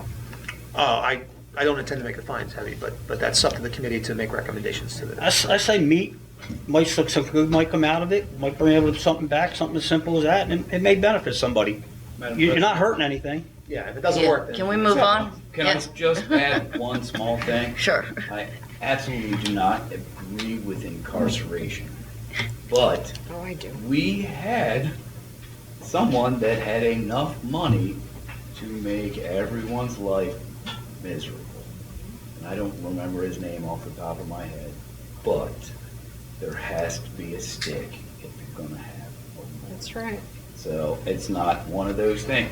That would be like saying a millionaire that wanted to buy a place. Oh, yeah. And it says, the fine's $10,000 a day, I'm gonna run a brothel. Yeah, it's only And illegal if you can't, If you can't afford to pay it, and then you're penalizing people that just can't afford to pay the fine. That's why it's in there. That's the only reason I bring it up. There are people out there that would go, oh, really? It's $1,000 That's a why day? it's there. And I In can pay Parkside? that for-" In Parkside? Let's go. Okay. It's a valid point. Yep. No, there are lawyers that will do stuff like that. And they can do $1,000 a day for the rest of our lives. Okay. Right? You have licenses and inspections? You know, I never received that report. I don't know what happened, so I'm just going to close report general progress. Okay. Mr. Capobianco. Thank you. That report is in your mailbox. Oh, excuse me. I'll get that while you make your report. Okay. As to Mr. Sidlow was saying about the fines, the judge makes the final decisions up there. I've been doing it for 7 years. I can put $500 down if they still lower it. Plus, I lower it anyway. If I say 250, and I give you 2 citations, I always drop it down. And there's a person in this room right now that would attest to that. So I took to court and I dropped a lot of, the fines down for us. So I don't think the fines on that, any ordinance is that what it is. It's 150 up to 1,000. So again, the judge makes the final decision. As for the report code enforcement, I have one maintenance issue, one litter issue, one abandoned car issue, which is now off our streets, 3 overgrown grass issues, and 1 disturbing of the peace. And I can say general progress. Okay, and Mr. Sidlow? There were 4 building permits, 120 permits, full electrical, 5 use and occupancy, and 1 reinspection. Thank you very much. Mr. Powers, Public Works? Public Works, and Scott and I have been working on this project for the last couple of weeks, so Scott, anytime you want to chime in is fine with me. Okay. So we have a problem in the police department. We discussed at the last council meeting, the air conditioning in the police department went down again. Seems like the unit is continuing to freeze up over and over again. We found vent fans weren't not working properly. They are now fixed. ERS came in and said that some of the duct work was not properly done by the company that just did the duct work that we paid almost $40,000 to. There's some cold ducts that have not been wrapped properly. They did fix the vents. The vents were not working. There was some type of wire issue or something. Don't quote me, but they were not working. They are working now. So ERS kind of feels that the problems for the air conditioners freezing up is either a thermostat problem or it's bad ventilation in the attic still. Scott disagrees with that a little bit. He thinks maybe the heat's coming from the transfer from the police department. Again, I already stated I knew nothing about HVAC. I did go in the attic with George. Scott went in the attic by himself. Nick's been in the attic. The company came back, correct me if I'm wrong, DWD came back. So let me jump in. Yeah, go ahead. Yeah, okay. So just to remind everybody, last year we had comfort issues in the borough hall, in the police part of the borough. I offered to take a look at it as a building performance professional, and I was denied access to the key of the attic, so I did not get a chance to take a look at it. Catania Engineering hired Paradigm to prepare a report outlining some of the issues. Catania Engineering then engaged, they were supposed to engage 3 contractors, but only engaged 1 contractor, DWD Mechanical. And in October, when we were trying to solve a heat problem, the previous borough solicitor determined that that was an emergency, and therefore we could go with one bid. So it was such an emergency that the work was done in March by DWD Mechanical. So they were hired to do 2 things.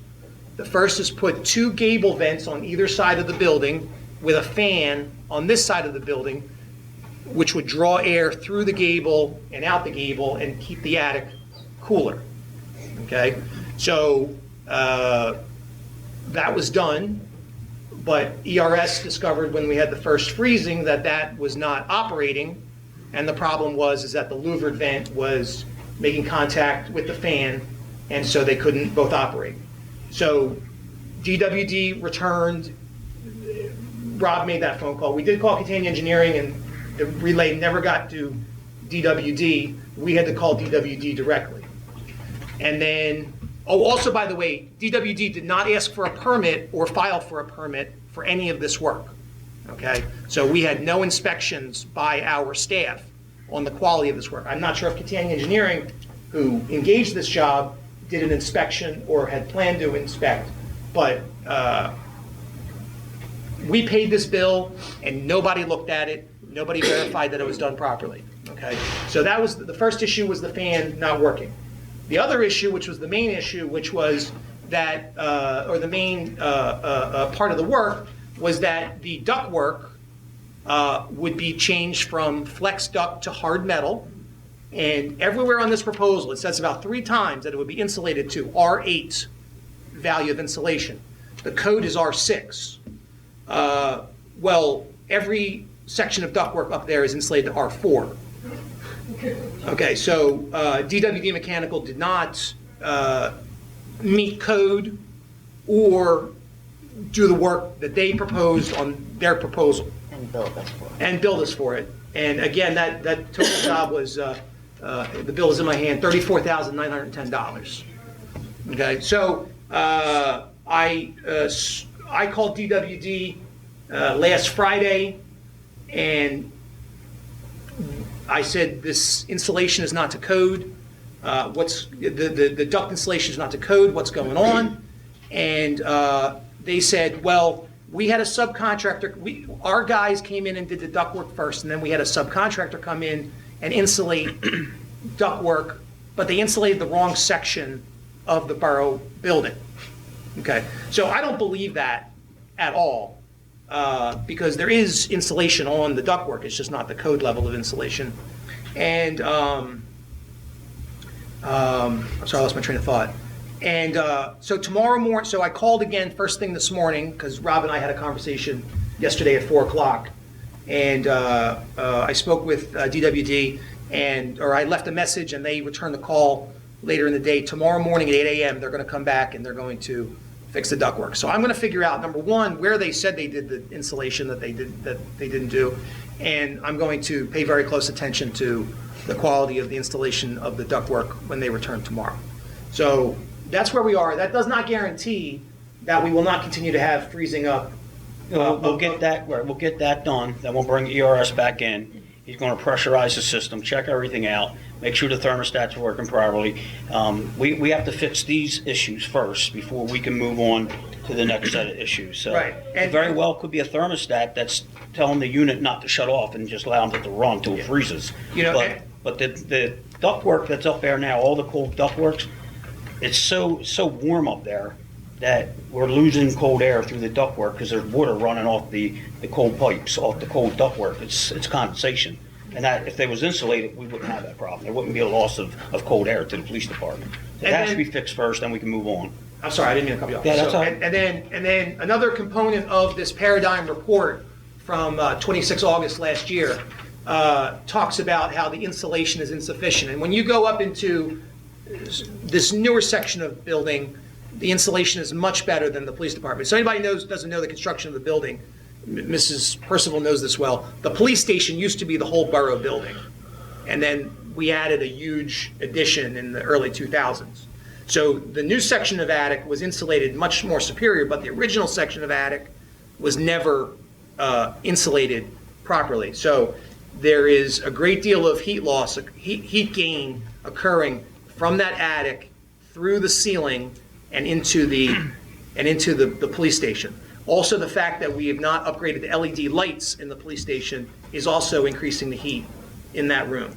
So also we have a vented crawl space with no insulation below this building. So there's a lot of thermal boundary and building performance issues that are existing in this building that need to be addressed. I'm very passionate about this. I believe this for every house, for every building, and I believe it needs to be done.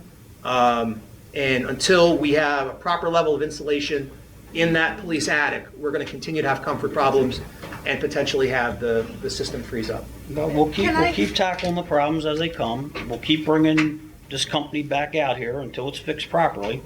They've been paid for the work. I believe our engineer is not going to allow it to go away, so. I would like to be made whole with the amount of money that we spent for the other electrician that's had to come in, and at least 3 times now they'll be coming here. So I would like to see DWD make us whole so that we're not losing that money because they didn't do what they were supposed to. You're going to be here at 8 o'clock, right? I'll be here at 8 o'clock tomorrow. I'd love for you to be here too if you want. I'll try. I'm on inspection, but I'll try and get here. Okay. Can I mention that we put out the Catania engineer put out 3 proposals to 3 companies. DWD was the only one that responded. The first issue was no heat for the police department, and that was corrected. The second issue was the attic. They corrected the heat, and then the attic issue was the spring. And the other issue was the numbers were read in public. That's correct. And That's why it turned into something. We wanted to make it a closed sealed bid. We already had numbers on the spec that had been muddied with the public. Well, that was an unfortunate choice to put that out in the public. That was Catania engineering who did that. Yeah, it was Catania engineering. And we don't. She brought it and handed it out. So, but it was read into the record. It was. All right, so DWD should make that whole. We didn't pay that much. They're a reputable company, and I'm sure they will come back as many times We'll as make we sure need. that Lisa knows what's going on and make Please. sure that it's continually to be fixed, that we are coming into hotter days, and it's not fair for the police department, the chief, myself to get these phone calls every day that we're having air conditioner problems. So I want to make sure we get it fixed. So we're okay with the air conditioning now. We'll see at 8 o'clock tomorrow. Other Public Works is all the properties have been maintained in the borough for the month. The Public Department will provide trash cans for the June 18th movie night, as well as remove the trash cans and garbage from that movie night, and same with the 4th of July parade. So that'll all be taken care of for you. If you need any additional barricades or anything like that, I'll have Ryan set them up. Yeah, I'll follow up with you about that. Okay. Let's see. That's all I have right now for Public Works. I do have, Excuse I'll me, wait. Mr. Powers, when are we going to take care of the truck bed? Take care of what? The truck bed. Oh, I'm sorry. We can use liquid fuels for that. We can go out of agenda and put it on the list to see if we can get it taken care of. Everybody knows that, first of all, can we make a motion to go out of agenda? So you're going to make Okay. a motion to add something to the agenda, so you want to award a bid? I'd like to see us get a new truck bed. It's already a budgeted item. We've postponed it for 2 years, and the bed of the truck is rusted out to the point of holes now. So if we don't fix this, Falls underneath his report no matter what. So we've already had. It's already been voted on. It's already been Yes, approved. it's a budgeted item. so we'll still have to make a motion or resolution to spend the money. Sure, make a motion. What, is this an item that, how much is this item? Can we get it on I think it was CoStarz? 18 or Yeah, it's $18,000? $18,000, $19,000. It's under the bid amount. Small point of order. I did ask Ryan to source a stainless steel bed. It will pay dividends, and it is only a factor of maybe 15% more. So I have not heard back on that cost. He was going to look at that. It wasn't stepping on your toes. No, that's fine. That's I actually forgot about it. Can we see if it's something available on CoStar so that we don't have to go through the bidding process for it? As far as I know, there was no projects, but Falls on you. yeah, okay. What, you said it was 18,000. It's 1960. It's 10,000 for the professional. Well, that was last year's price. 10 years ago. Let's get a number from Ryan. Okay. I'll make the motion next month, but if we can and we need to do something. Yeah, if we don't get this fixed- It's already been, It's going to go this is a through done the deal. winter. This is. Okay, It's been but on the if we don't get agenda it for fixed come years. winter time, we can't salt the roads. We because get it fixed the- before the leaf season. Okay. Because leaf season Right. turns into snow season in about a day. Yep. So, okay, so we'll do that next month. That's all I have then for Public Works. Health Inspector, could I go right into that, Madam President? Health Inspector, there's one health investigating going on pending to a commercial kitchen fire. Fire Marshal, there was 2 fires in the borough. One was electrical on West Roland Road that took out the 3rd floor, did extensive damage. It was considered deemed electrical, and that investigation's closed.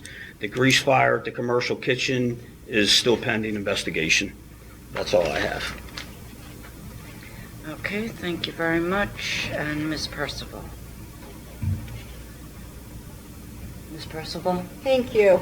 Our totals for May for recycling is 14.68 tons. Our house trash is 85.84 tons. Both are exactly an average figure. Our hauler has asked that we postpone recycling for the week starting with, and these are all Monday holidays. The week of Monday, July 4th, the week of Monday for Labor Day, and the week of Christmas. The recycling would be then put out the following week, and I'd like to make a motion to go ahead and permit the hauler to back out of those following holiday weeks. I'll entertain that motion. Anybody to second it? Yes, thank you. Okay. Do I have a second? Yeah, Mr. Bull. All in favor? Aye. Aye. All opposed? So moved. Thank you. Put that on the website just so it. Yes, if we could get that information, is July 4th week, September 5th, and December 25th. And I would ask that the secretary, would you please give B&L a call and say that we approve that? Thank you, and that's all I have this evening for recycling. Thank you. And Mr. Sweigart. First thing, next meeting for the Communications Committee is going to be Tuesday, June 21st, 6:30 here at Borough Hall. Reminder that all members of the public are invited and encouraged to volunteer. Meeting dates are also available up on the Borough website and calendar. Next issue of the Borough newsletter will be published soon. We're going to be switching the newsletter to a bi-monthly for a little bit of the summer, so we can give some of our volunteers who have worked diligently on putting that wonderful thing together. It takes a lot of time. So we'll do one for June, July, one for August, September. And then once we get back into the fall, we'll pick up again on a monthly basis. Reminder for the community, if they have any suggestions for the newsletter, please email myself or Theo McCleary. The first recipient of the Good Neighbor Awards was announced in the May issue of the newsletter, and congratulations to Janet Sadler. The June winner for the Good Neighbor Award is Lee Ford. She'll be formally recognized in the next newsletter. She was recently presented with an award and gift certificate to Phil and Jim's. Congratulations to Miss Ford. She did send a thank you card. I'll give that to the secretary so she can add that to the minutes. Reminder, if residents would like to nominate a neighbor for a Good Neighbor Award, there is an electronic form available on the borough website, and paper forms are available in the borough office as well. And other than that, I report general progress. Thank you very much. If I could just say something about the communications. And I apologize because I know that it's late, but this to me was very important when I saw it, and I felt that it had to be addressed.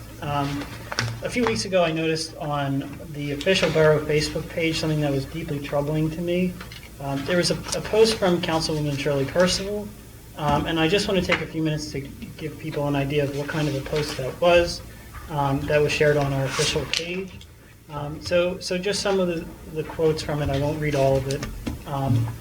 Hi all, well, another council meeting last night under the dictatorship of Anna Guy, who for over 2 years preached transparency, and now that's out the door. I have to wonder if the Democrats do not want the public to know what is going on at the council meetings, as so many of us automatically know how to view the council meetings. So now, if you would like to see the video of the meeting, you have to go to the Parkside Borough website for the link. Dictatorship or communist control? Are we starting to feel that there is a power issue here, or that only a few members of council know what is going on behind the scenes? Can we say backdoor politics? As always, thanks for letting me vent and have a great day. Now, when I saw this, my heart literally dropped, because this is the official borough Facebook page. Mrs. Purcival has every right to say whatever she would like to say on her personal page. That was on my personal page. Somebody shared that. Matter of fact, it was shared by several people. Okay. And when I saw that it was shared, I contacted the person directly. And it's still up there, though. But I don't anyway. know. I don't know. Like I said, Mrs. Purcival has every right to speak her mind and share her opinions. But for this to be on an official borough page, it reads as though it's an official statement of the borough. And this is obviously not the case. Imagine being a new resident of Parkside, and you go on to check Facebook and you want to see how your nephews and nieces are doing, or you want to reach out to somebody from college, and then you see this in your new community. What would you think, and how would you react if you saw that? And I also find this appalling because as the Recreation Committee Chair, I have asked for information from about borough events to be shared through the Facebook page and email blasts. This was previously, a few months ago, and some of my requests were not accepted. I have been told, this is a quote, "Your last communication was sent to the creator of said sites. What they do with it is not under my control." And the information about borough events were not shared, and yet this garbage, partisan garbage, was shared on it. And I don't understand why information about borough events is not being shared, but Mrs. Purcival's political positions are. Mrs. Purcival, you say that you didn't post it there, and I can understand that, but you knew it was there, and you should have asked for it to be taken down, and it is still up on the borough Facebook page. If you go right now, it's still there. Mr. Bull, you had said before about the newsletters, about you didn't want that to be partisan in the newsletters, and I understand and appreciate that. I don't think it should be partisan, but neither should the borough Facebook page either. And again, like I've been saying, this back and forth in council meetings on Facebook does nothing to advance the interests of the people, of our residents. And I just wonder when we're going to start working together for the people's needs. And like I said earlier, they are our bosses. They don't answer to us, we answer to them, the people. And I just hope that this council will work together because it's our obligation to the residents to do that. So again, I will say for people, everybody on the council, to lay down the partisan divides, stop spewing lies about your fellow council members and other residents, and let's just start working together. I would ask to address that. That was my personal feelings for the last 2 months. I cannot get an answer from Mrs. Guy on any email that I have sent out. And I respect that. You have every right to have your personal I do have my First perspectives, Amendment rights. but that doesn't have any business being on our borough Facebook page. I did not put it there. But you knew about it, and you should have demanded that. If somebody put my comments on official page, not that I post anything like that on, I don't say things like that, but if my words had been posted on an official page, I would be demanding that they be taken down by whoever. I would demand that, because that's what we should be doing as public service. What we should be doing is with public service, and the residents pay our salaries, is to be nonpartisan when you're sworn in. And was that I would like to know when transparency will start. Oh my gosh, yes. Let's not open up for her to go again. Let's move on. No, it's a shame because I don't get any answers from you in a public meeting. I don't get any answers through emails. Oh, all right, this is really not what I intended to do. Where is transparency? Can we move on? It's already 9:15 and we have an executive meeting after this. To open up with transparency, you get communication. I'm sorry, Mrs. Guy, this is the exact example. Exact. Mrs. Percival, you're always writing emails, making Facebook posts, like it's over and over and over. Like, it's just too much. We can't reply to everything. And when we do reply to things, you reply back and you insist on getting the last word. I mean, the number of emails that we get from Mrs. Percival is so many, and they're incessant, and they're just continuous, Madam President, and they just I need to finished the stop. You know, you're right, report. Mr. I Sidlow. You finished the said to me communications that report. Can we I please pick move on on to the you next and you topic? can't stand All me right. in the same room Can as we me. please move on to the I'm tax sorry. collector report, Ms. Timika? I have read that during correspondence. so Did you? please Thank move you. on. We should put that at the beginning then. Okay. Engineers report, please. Thank you, Madam President. Edgemont Avenue TCDI corridor study. The grant was submitted to DVRPC on April 27th, and this is currently under review. DVRPC Review Committee will announce selection results on the 23rd or 24th of this month. So by middle of next week, we will know if the borough has received this grant. And what do those letters mean again? Delaware Valley Regional Planning Commission is All right, thank DVRPC. I hate acronyms. 2022 road program, we request authorization to bid the 2022 road program. Okay. So, I just need a motion. As of last council meeting, you marked necessary roads, like labeled them 1 through 4 on the road program. Yes. I submitted, I didn't submit, but I have to submit tonight. Your findings, I pretty much agree with. Tom Sweeney from Upland Road to West Forest View has to be done. That is the Oh, yeah. most, It's that is the terrible. most Yeah. targeted road in Parkside. It's bad. Crozier Street from West Shelton to West Rowland, I put that on the list. I don't know if you have it on that list also. Would you be able to send me? Yes, I can send you that. Left side of Norfolk to Edgemont to West Rowland. I don't know if anybody remembers about 4 or 5 years ago, we only paved half the road. Some of the roads we only paved half. The other half needs to be done. I mean, it sounds ridiculous that we only paved half a road, but we did that for whatever reason. And East Shelton from Blossom to Burden, if we have to do a certain amount of work or have to spend a certain amount of money, I would suggest that.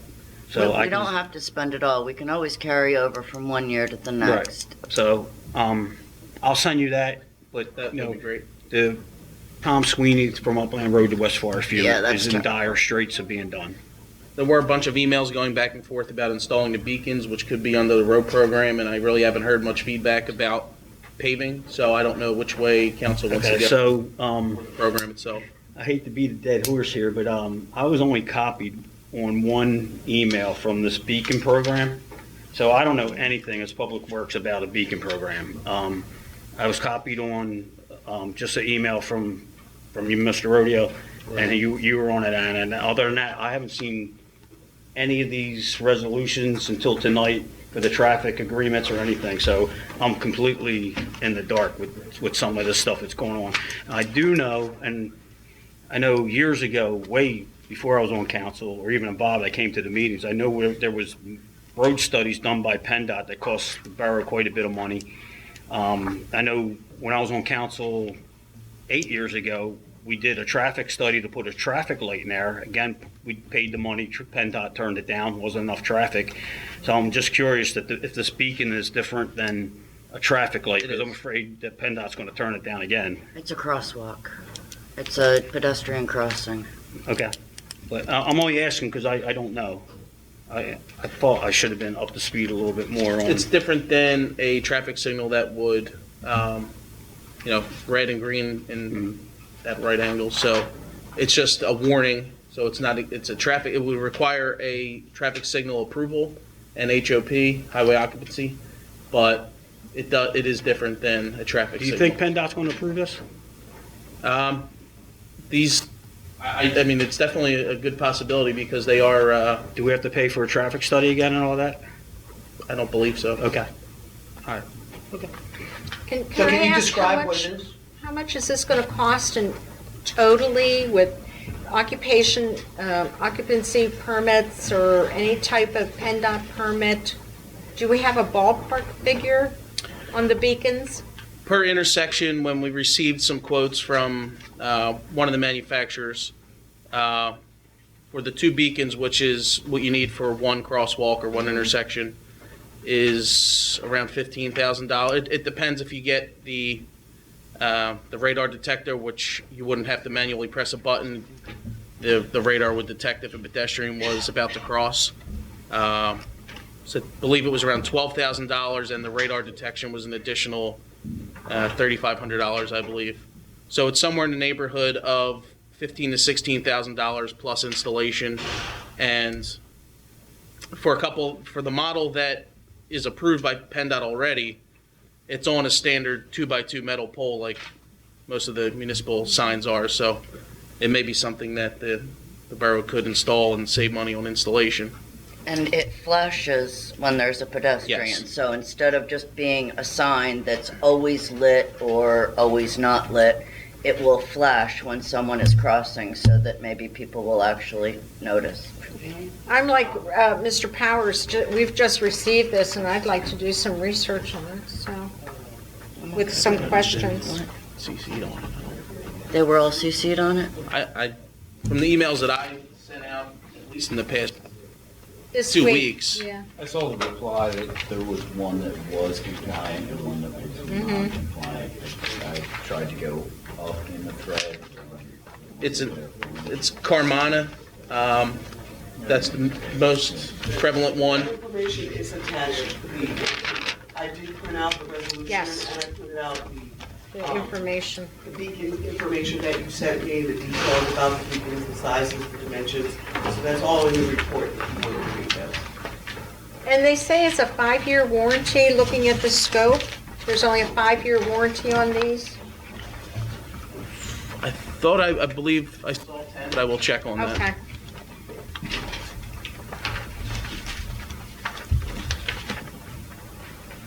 Well, I'm inclined to, first of all, I believe that liquid fuels money should be spent on streetlights and not on the roads, because our roads are in really good shape. We're ripping up roads that are in good shape, and we're spending money to pave roads that don't need to be paved. And we have terrible street lighting, and it's the infrastructure issue that is most needed in this borough at this time, more so than road investment. So I will be voting no on any motion to pave or improve roads. I believe that there has been a lot of demand for better signaling at the crosswalk, and I know we have about $100,000 in liquid fuels right now, and I think that an investment in these beacons and these signals to help with crossing it at the school is a valuable investment, but I do not believe in funding repair of the streets. Madam President, I'd like to ask the chief if they're compelled by law to yield during those, or if this is just flashing light. Aren't they compelled to yield if there's a crosswalk? If it's a crosswalk, you must yield to a pedestrian in the crosswalk. Okay, so this is just another reminder. I've literally had police I've cars almost from been 4 dashed different out of precincts existence on that road blow as right well. past I want me. a bridge. Yeah. I think that's the safest thing for the Those of us who children in live the on that school. side of Edgemont, we know. We know, the west siders. So it's just a question I had. It's a lot of money. I mean, I'm for it. I've had 3 children go through that school. I'm coming up on the 4th.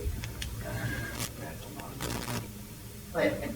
I mean, I if see you what look you're at, saying. if you look at the roads that they proposed, there's only like a couple of them that are actually bad. And if you drive through any other town, and I'm talking rich neighborhoods, our roads are amazing. They are, but it takes 1 year for our roads to go from dissolve. amazing to that. So I see what I'm not everyone's saying don't pave any roads. I'm just saying let's take some of it to get this sign that. Let's get the beacon up, because I think it's a great idea. Thank you. And let's pave Tom Sweeney. That's the road that needs it. And if there's any money left over or any projects we can do, move on to the next road that the engineer and I decide on. I think that's the way to go. Well, for one intersection, like I said, from the quotes we received, and if you go with the radar detection, you'd be in a neighborhood of around $16,000 for that intersection, and then whatever paving council decides, just let me know. And again, we're here go for from the there. safety of our children and residents. And Absolutely. potholes is a safety, and so is crosswalks. So let's get it done. I agree. I think we should do the pedestrian and then do Tom Sweeney also. So Whatever shall we takes. vote? Would anyone like to Let me make a ask motion? question. Is Edgemont Avenue ever getting done with the potholes and all that? We don't do that, Well- that's state road.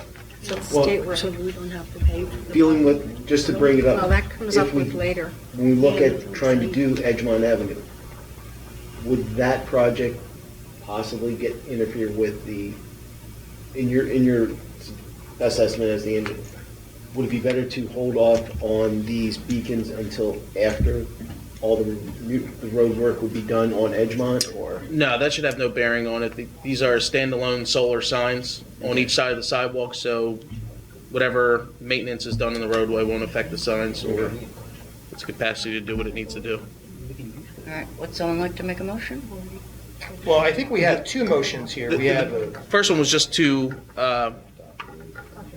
that we are requesting authorization to bid the road program. Yes. So that's the first. All right. So you have to know what we're bidding before we're... Not necessarily, no.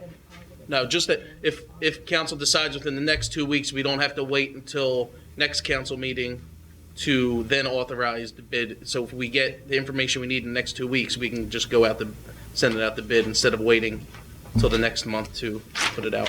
We still have COVID money. We have money that we can Yeah. do a small project like this without breaking the bank. Yeah, I mean, let's pass the motion to I don't have a get problem bids. spending it on public safety. So let's find a way to get it done. Okay, which motion do we have on the floor? To adopt a road program that will be specified by public. Did anybody second it? Did the motion No, get made? second I it. made the motion. Second. All right, all in favor? Aye. Anybody opposed? Yes. All right. Streetlights, we need streetlights. I know, I'm with you. Okay, so, and what's the next thing? So The as- resolution? Sorry. Go ahead. As part of installing the beacons, I do not believe the borough has traffic maintenance agreement. That's what General, what's the name? We did have one. Didn't we, don't we have traffic signal? signal maintenance agreement. We do have one. I thought we had We one. have one with signal Signal service for service, our that's it. only traffic light. Was that's just for the No, they do school the lights, Maintenance, right? just maintenance. Yeah, Maintenance for the school lights, that's it. I believe this is through PennDOT. Okay. So, No, we don't have that. Nope. so as part of installing the beacons, we would need a program to maintain them and any other signal in the borough. So that is the resolution, would be to basically adopt the maintenance agreement. So we need a resolution to that in order to apply for permit to install the signal. Can we review first, because I believe Signal Services does our stoplight and the, I forget what they call it. They repair our lights. No, the traffic, the 15-mile-an-hour ones. Speed lights. Yeah, school zone. So I believe those would fall underneath Signal Services, so I believe we have an agreement. In the whole agreement that Timika did print out, part of it is setting up a list of emergency contacts and everything. And at the bottom, we do have signal service in there, but it's a separate agreement Okay. through For a PennDOT. for a new service or whatever. Okay. I'll make that motion. So, I guess if you want to read that resolution again, it was the TSMA. The TSM at the village 5. See, Wait, but we're voting on the maintenance before 575. we're voting on the traffic signal? Yes. You need to have that in place in order to put a highway occupancy permit in an application to install that new signal. Thank you for clarifying. Oh my Sure. God, you're going to be reading this forever. Does he really That's have not too to bad. read Here, this? no, it's just here. Oh God, thank you. So this is Resolution 576. Be resolved by the authority of the Council of the Borough of Parkside, Delaware County, and is hereby resolved by authority of the same, the Borough Secretary of the Borough of Parkside be authorized and directed to submit the attached traffic signal maintenance agreement, to submit future modifications to the attached traffic signal maintenance agreement, and to submit future applications for traffic signal approval, either in writing or via electronic signature, to the Department of Transportation to sign this agreement on behalf of the Borough of Parkside. Again, that would be approved if you approve it on PennDOT form. So that's it. Okay. Motion's on the table. All in favor? Second. Aye. Somebody seconded? Second. Thank you. All in Part of the favor? road program. All in favor, aye? Aye. Anybody opposed? Moving on. And the last part of that is, I guess, authorization to send in the application to PennDOT for installing this signal and filling out the HOP, the highway occupancy permit.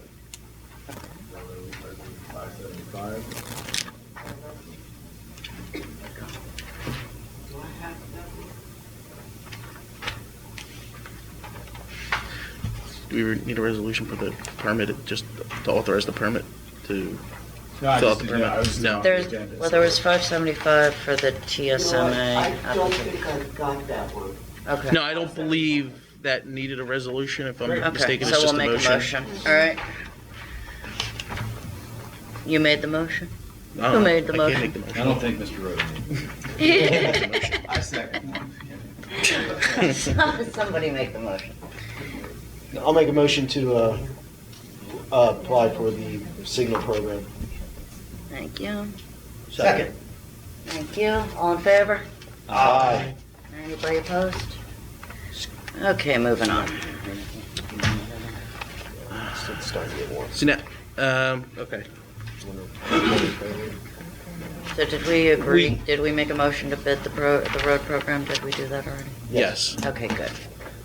The only other thing I had was regarding the county stormwater ordinance, which we already discussed earlier. Other than general progress, I have nothing further. Nicely done, thank you. Okay, Mr. Lewis. Did anybody see a permit for Park Valley for stormwater project? Have you seen that yet? I saw that. Tanya sent over that information concerning it. That has to be sent to the engineer. And that's, I mean, she did forward it over to us for me to have a copy and print it out. It's a pretty dense thing. She did copy everyone on council information. I can I send. saw a permit, but I didn't see a drawing. I saw a firm from Pottstown, but I didn't see anything else. I want to make sure everybody else got it. Because that's a major project they're going to undertake down there, stormwater runoff down in Park Valley. Yeah. Look for, it says Green Tree Association though on it. Okay. That's the actual people that run Park Valley. Yeah, good for them for getting their ducks in a row. That was a big concern, that was getting that storm. Yeah, remember they came to us 2 years ago Yeah. and wanted us to pay for it. I remember that. Yeah. So I flat out told them we weren't going to pay for it. So they found a way to get it done. So, but we need to check on permits and fees, and that is going to fall under that program. That's all I have. Sorry. All right, we ready to move on to Mr. Amuso? Thank you, Madam President. Just one note, we last met, we had a pending appeal in front of the Office of Open Records. As council knows, we got a final determination on that on June 3rd, and the Office of Open Records agreed with the borough on both counts. They both dismissed the appeal as untimely and found that, in fact, we had produced all the responsive documents. So that was a successful conclusion. That appeal in that matter is now closed. Okay. So next up is call to citizens. Should we take like a break? No. No. I'm sure they want to go home. I can't believe they're here. You guys gotta get this going. Well, we got an executive session coming too. Kim, do they need a mic or are they loud enough? I don't blame you. You're good? Kim, she's good.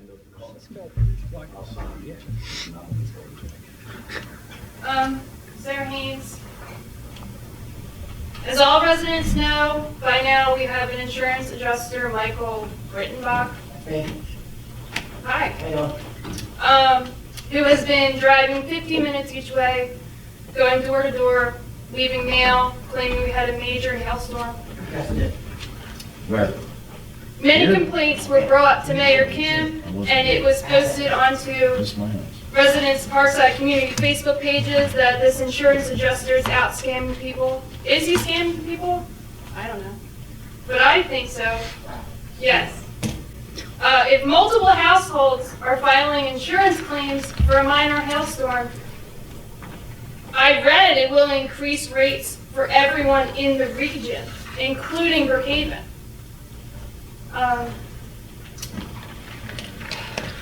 And then also, if they have this hail claim, and then afterwards an actual tragedy were to happen, their insurance rates are guaranteed to go up.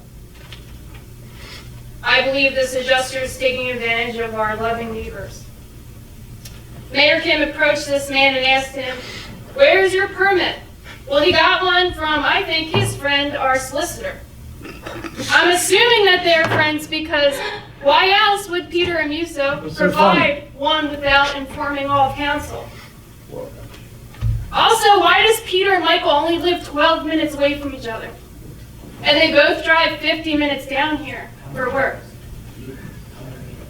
Work. Your work. I Googled it. You can speak next. You can speak next.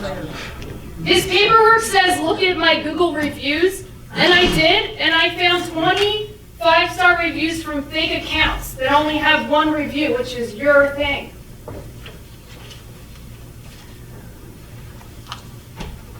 So, Madam President Anna Guy, is there a way you can stop it? The facts are, there's a law in the books. What? Yeah, no, well, to be clear, I'm not giving anybody permits. The borough has a ordinance called peddling and soliciting, so that's what it means. And it's been on the book for 20 years. It allows. It says it's solicitor approved. And then when she asked, solicitor approved. At the top of his advertisement, it says Parkside Solicitor Permit Approved. Okay. Sure. Sorry. Okay. There's many different meanings of the word solicitor. So in this case, this is what the borough calls it. It's a license. It's an application for a solicitor's license. It's nothing to do with me. It means that he goes to people's houses to solicit. That's what's so funny. So it had nothing to do with me. Why wasn't the mayor even informed about it? I mean, she's the one that had to get all the complaints and had to talk to her. And nobody's acknowledging our rates increasing either. Like, for our area, for all these claims that why are you even here? Like, why are you come, you're making money off of us. Okay, can we move on? Permission to speak about my business, please? Absolutely. He's not a resident. He's not a resident. He's not a resident. He is not. Non-resident speak. Sorry. Non-resident speak up to the resident. Okay. Okay. Number one, I don't think you should have a debit card. I don't, that's against me, okay? We do most of our bits, when we pay we pay them with checks, do we not, sir? I'm asking a question here, I'm worried about finances, because there's a lot of money being pushed out tonight, or asked to be accepted by us. Not just in the roads, not in just fuel, but everything else. And the crossings and all, and I understand a lot of that is good, but a lot of money is being pushed out, and you made the comment that we're close. Did you not make the comment that we're kind of close financially? We have to No, watch our we're P's not. and Q's? We really are not. We are? Would you please You made the explain? comment that we should watch our P's and Q's. We should always be watching. We our should P's. always watch, Yeah, no, but we're I not in wasn't trouble. peddling- I wasn't peddling fear or anything like that. I was just, we have to be mindful. There are times when I just don't want people to go, oh, it's time to, spend a bunch of money. Well, the comment was made that we have money in COVID. We Do we do wanna have use it for something funding, else? we do have funding from the American Rescue Plan, How much? $250,000. And there's four. No. and How there's much, young lady? Yes. And there's four things it can be used for. And we I'm asking you always, for an amount. That's all I'm asking you. $250,000, $250,000. approximately. Have we used any of it? No, Then you can just use it for anything without coming to us No, and telling us we a can't. proposal? we Excuse can't me. use it just for anything. There's four things it can be used for. Stormwater and plumbing and major plumbing repairs, broadband, and relief for lost wages or lost economics of residents or employees, or just the borough not receiving the same amount of tax money that they would have normally received during the COVID times. Do we know that here? And there's a fourth thing, and I can't recall the fourth thing. But there's four ways that the COVID money, the ARPA money can be used. And, if we need a storm, we're gonna talk about this later, but if we need the stormwater, it can be, the Edgemont Avenue project can be used on that. Or if somebody knows how to create broadband so that everybody in Parkside has broadband, that would be an awesome project for our community. But we're limited how we can spend it. But we have till 2026 to spend that money. So we have still a couple of years. So if we don't spend it by then, we lose it. That's correct. Yeah, okay, yeah, but we will. We claimed loss of revenue Yeah. when we submitted our compliance report. Oh, we did? Yeah, For how from the much? first go-round. So for the full amount of the first rescue plan, which I believe was around $234,000.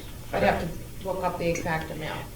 And if you go back and look at prior council in the years, we're right on target for what we spent the year before. And again, this little borough has a lot of things going for it. We have the recycling, the roads are in good shape, we're adding now pedestrian beacon, we have good fire protection, we have excellent police protection. So we're doing the things that we need to improve the borough and keeping the money down. So we're not up here tonight just spending money at large. These are projects that we've talked about through the CBG grant, which we didn't get, and other things that we're not spending anything where we wouldn't have in the past. We're pretty much in tune for what we did over the last 4 or 5 years. Okay. It might seem like we're spending a lot of money tonight, but we're really not. We're still keeping everything in check, improving the borough, making it a nice place to live, Okay. and doing some safety I precautions. understand that. So One of the things we're that- not spending your money like wildly. Remember, we all live here. I understand It all that. affects us, I too. understand it, sir, just as well as I do. But the way it's been approached the last few months, I tend to disagree. It seems like we're not on cue. Also, one of the things that I've seen in the past, where the borough used to bring up how much we spent for every department, how close are we to budget. You know, those kind of numbers maybe not mean to a lot of people, but to me it means, okay, this guy's doing a good job, this guy could do better. Okay, how close are we on the police, things like that. So that to me is important, because come October or November, somebody said, well, we're gonna have to raise taxes. No, they've been raised the last 2 Excuse years. me, young lady, until that number Excuse comes me? in, you don't know. I'm telling you, you don't know until that number comes in. Then you don't know whether or not we're gonna raise taxes. And that's important to me and every citizen here, including yourself. And I understand that. And that's why I need that money to be there when it does do. And as for that $250,000, we can use it for something important, yes. I would want it to be. But it better be specific and on hand for all of us, not just, for certain things. And that's important to me, because I want the money to be spent right. And that's important to me. Okay. And I'm sure I speak for everybody up here. The debit card doesn't seem right. If we pay by check, we should stay by check. There are certain things that you can only buy if you can pay online. And this was one of those that Ms. Purcival suggested to Scott that he use his own personal credit card. And I didn't want him to, because we were talking about almost $1,000, and I know sometimes it takes us a while to get these checks. So in the future. To me, you know something? You didn't pay it online until we had the money from our accountant and got a check. But they didn't accept. Ms. Percival, would you tell him they did not? The last time the books were purchased, Mr. Capobianco purchased them on his credit card and then was reimbursed within 1 week. We have a new treasurer, and I don't know what the turnaround time is. And you mentioned percentages. We're 20% down on our revenue. Our police department overtime is at 85%, and we're 6 months through the year. That's tough. We're fine. We're fine. But that's tight, sir. Maybe not you, but to me it is. You mentioned figures, so I'm throwing that out. Okay. That's, okay. Thank you. Appreciate it. She's campaigning on Nicole Boyers, continuing on with the insurance soliciting guy. I looked at the ordinances, and one of the things is that he was coming out on June 5th, door to door. He went to Lauren Moore's house, which is my neighbor, came to my house, was handing out stuff, talking to people. June 5th is a Sunday. So according to 129-5, or you cannot conduct business on a Sunday. The permit license issued shall be in possession of any person covered by this chapter and shall be exhibited upon demand to any police officer or any borough official upon demand. That's 129.7. Jim asked him if he had it on him. He said his boss had it. So he didn't have it on him. In fact, he didn't even have a permit because it was before he even got this one issued. So he lied. So that's two things. All right? Violations and penalties, any person, persons, company, or corporation failing to comply with the provisions of this chapter shall, upon conviction, pay a fine not less than $150, no more than $600. I would request that we revoke this permit that we gave him now that we've kind of been able to conglomerate our information together. You know, he's already had his chance. He's going around a second time now because he went around first without the permit. Now he's going around a second time because I have a second thing stuck in my door. That's my request, is that we, you know, have a little bit of goofing and probably should take that back. My understanding is, since we have it on the books, that we will grant a 6-month permit for somebody to solicit for $500, that we can't pick or choose who we give that permit to, like, I like you, but I don't Right, like I you. understand giving it, but I'm saying, can we take it back? Because Well, they it's paid for a broken the law. They paid for a 6-month permit. So we're gonna be harassed for 6 months Give it back. from somebody with 20 big reviews? So we can look at I'm looking at the law. I'm looking at the law. I'm a appreciate you legal bringing this person. violation to our attention. You know, so we have some violations that we can prove. You know what I'm saying? Yeah, we can take a look at Why are that. they violations? Because they're in the You law. don't know the whole story. They're in the bylaws. He was out on Sunday, June 5th. Boom. I was there. I can scream. You may not like it, but that's my First Amendment right. And I'm the one standing up here at the podium. I'm the resident. You don't live here. Are you driving from Bucks County too? But we have rules. I'm the resident. I can speak. All the rules. No, you're not. You can wait your turn. Enough. And you can't stifle me either. That's New York Times versus Oh, Sullivan. my God, I don't want to stifle you. I want to move on. You guys are having an Right, argument. so Take he it asked outside. what the violation was, and I stated the chapter. It's not like a tradition, it's an actual law.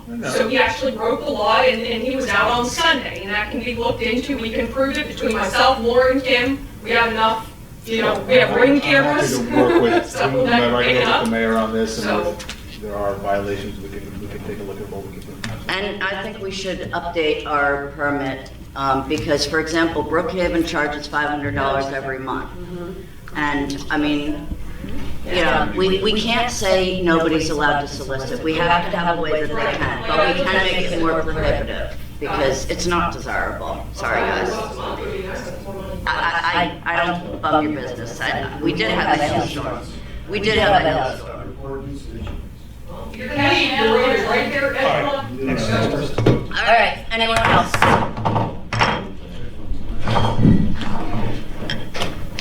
Mike Sweeney. Coming down this road right here from Edgemont Avenue, I don't know if anybody's noticed, but the pot in the middle of the street makes you, like if cars coming at you, it makes you go over to the curb line more, and there's a big wire hanging down. And it hits the car. You know, if my wife's window was open, she would have got smacked in the face with a wire. I mean, the thing's been practically on the ground. I don't know if somebody could tie that up, whose responsibility it is, but it's right out here, about 300 feet down. Yeah. Going up here. You know, it could possibly wrap around a mirror and, or a kid, or somebody with severe depression problems might decide to, you know, anything can happen. It's hanging down way too far. Just reporting it. Thank you. Hi, Michelle Stroback. I'll make this short and sweet. On a few things, the crosswalk that you guys were talking about is actually, I did see that in the Dewey Beach, Delaware this past weekend. It is very efficient with letting drivers know that there is somebody getting ready to cross. even if they're standing next to the crosswalk, it's going off already and stopping traffic on both sides. So I have seen that there. Haven't seen it anywhere around here, but there I did have. Going back to transparency, again, beating a dead horse right now. The one thing I would like to see is our council is to be included on all emails. You know what? So- I'm going to stop you there, okay? Please. The problem here is that we do not need to include everybody on every email. We have committees, and actually, anytime we are all discussing on email, we are subject to the sunshine law. Right. So it is not efficient, and it didn't happen before I was president. We were not copied on all emails. Yes, you were. Yes, you were. What about when Rob was talking Yeah. about something that sounded like it was under his belt that he had no idea? Well, he on did it? get copied on that stuff. Did? I thought he said he did. He said he didn't. But we're also having email problems, so Okay. that's, So, could be in a some. general email, I worked for a corporation. Is there a link that it can have Parkside Borough Council, and you click on that, it goes to everybody? So that there's no issue with, did I attach this person or not? I Maybe appreciate do your something input. like that, so that it goes to the right people? If it is regarding a certain committee, those that are not members of that committee will not get that email. That's just the way it is. I just feel like. If you have departments in your business, Right. you don't do email to everybody in your business. It's to who's going to be voting on it, though. That's what I'm saying. If it's something that's brought up for council to come into agreement on, I feel like a lot of the division is because they feel like they're not included. Okay. That's Thank you. what I'm saying. All right, dead horse beaten again. Thank you. There's a reason.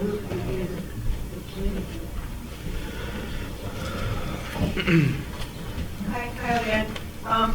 Just one thing that was missed from the Communications Committee, we are working on a new resident welcome packet. It has information about Borough Council and meetings and area resources. And so we'll be distributing it to all of council for feedback if you want to add or edit anything. There's a section for police and fire department I left kind of blank because I wanted you guys to have the opportunity to fill that in with what you wanted. The goal is to get local businesses to have coupons in the back for your residents and then include it in like a packet with menus and business cards for your local businesses. I've seen a draft of that. Thank you very much for putting that together. Yeah, so I'm excited about that, so hopefully we can get that going, because I see somebody's moving in next door, so I'd love to. Oh, yeah. And then just like a half joke, half serious suggestion, maybe you guys could consider working sessions where you all scream at each other, and then you just come here and vote separately. I agree. Hi, again, I'll make this fast. Judy Saunders. I think, for whatever it's worth, that we're moving forward. There's a lot of hurt feelings out there. I understand. Trust me.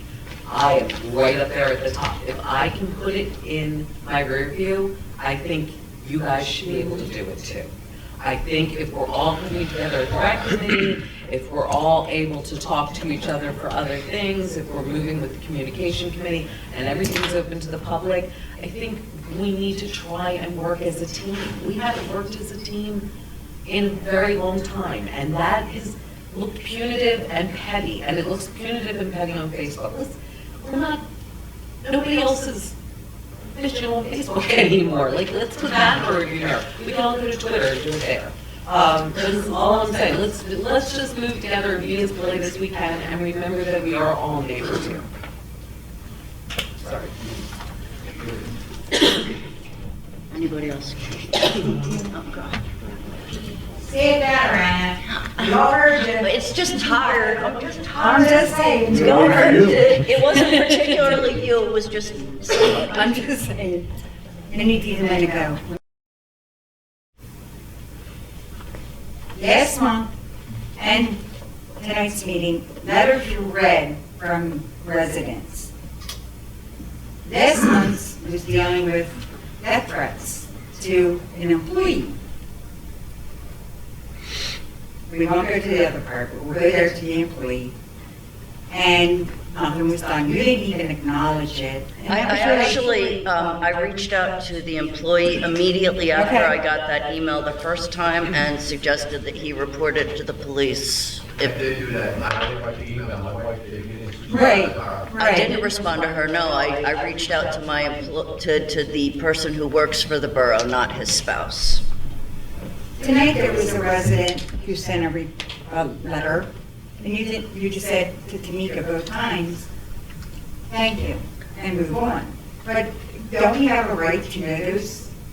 I think we did address the issue with the soliciting that was in that email, and I knew that we were going to address that. Okay, then that should have been, because people don't know that, and we know that you addressed it. Like when that was read early on.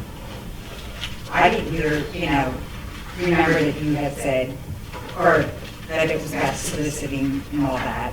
I mean, I knew some of it, but we won't go there. Also, my other question to you, Anna, and I hate to keep saying to you, but you seem to answer certain people's questions, but not other people's. Is that because you don't like us? It's a serious question? Well, Let's sometimes hear the it. questions are appalling, like if my health will get in the way of me being able to do my job, Hey, which I I've have the way never of mine, heard that's asked why of I'm on anyone disability. else. I'm not gonna lie. It's an inappropriate question, it was It's not when inappropriate. it's a serious question. All right, thank you very much, Minnie. I'm not done. Did I say it was not? No, I'm kidding. I thought she was getting up.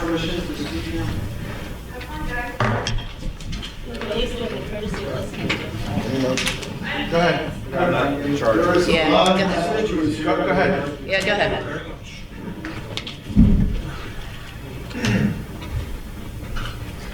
Thank you, and I know this is a long night, and I will make this very quick. Yes, what's your 5 name, sir? minutes.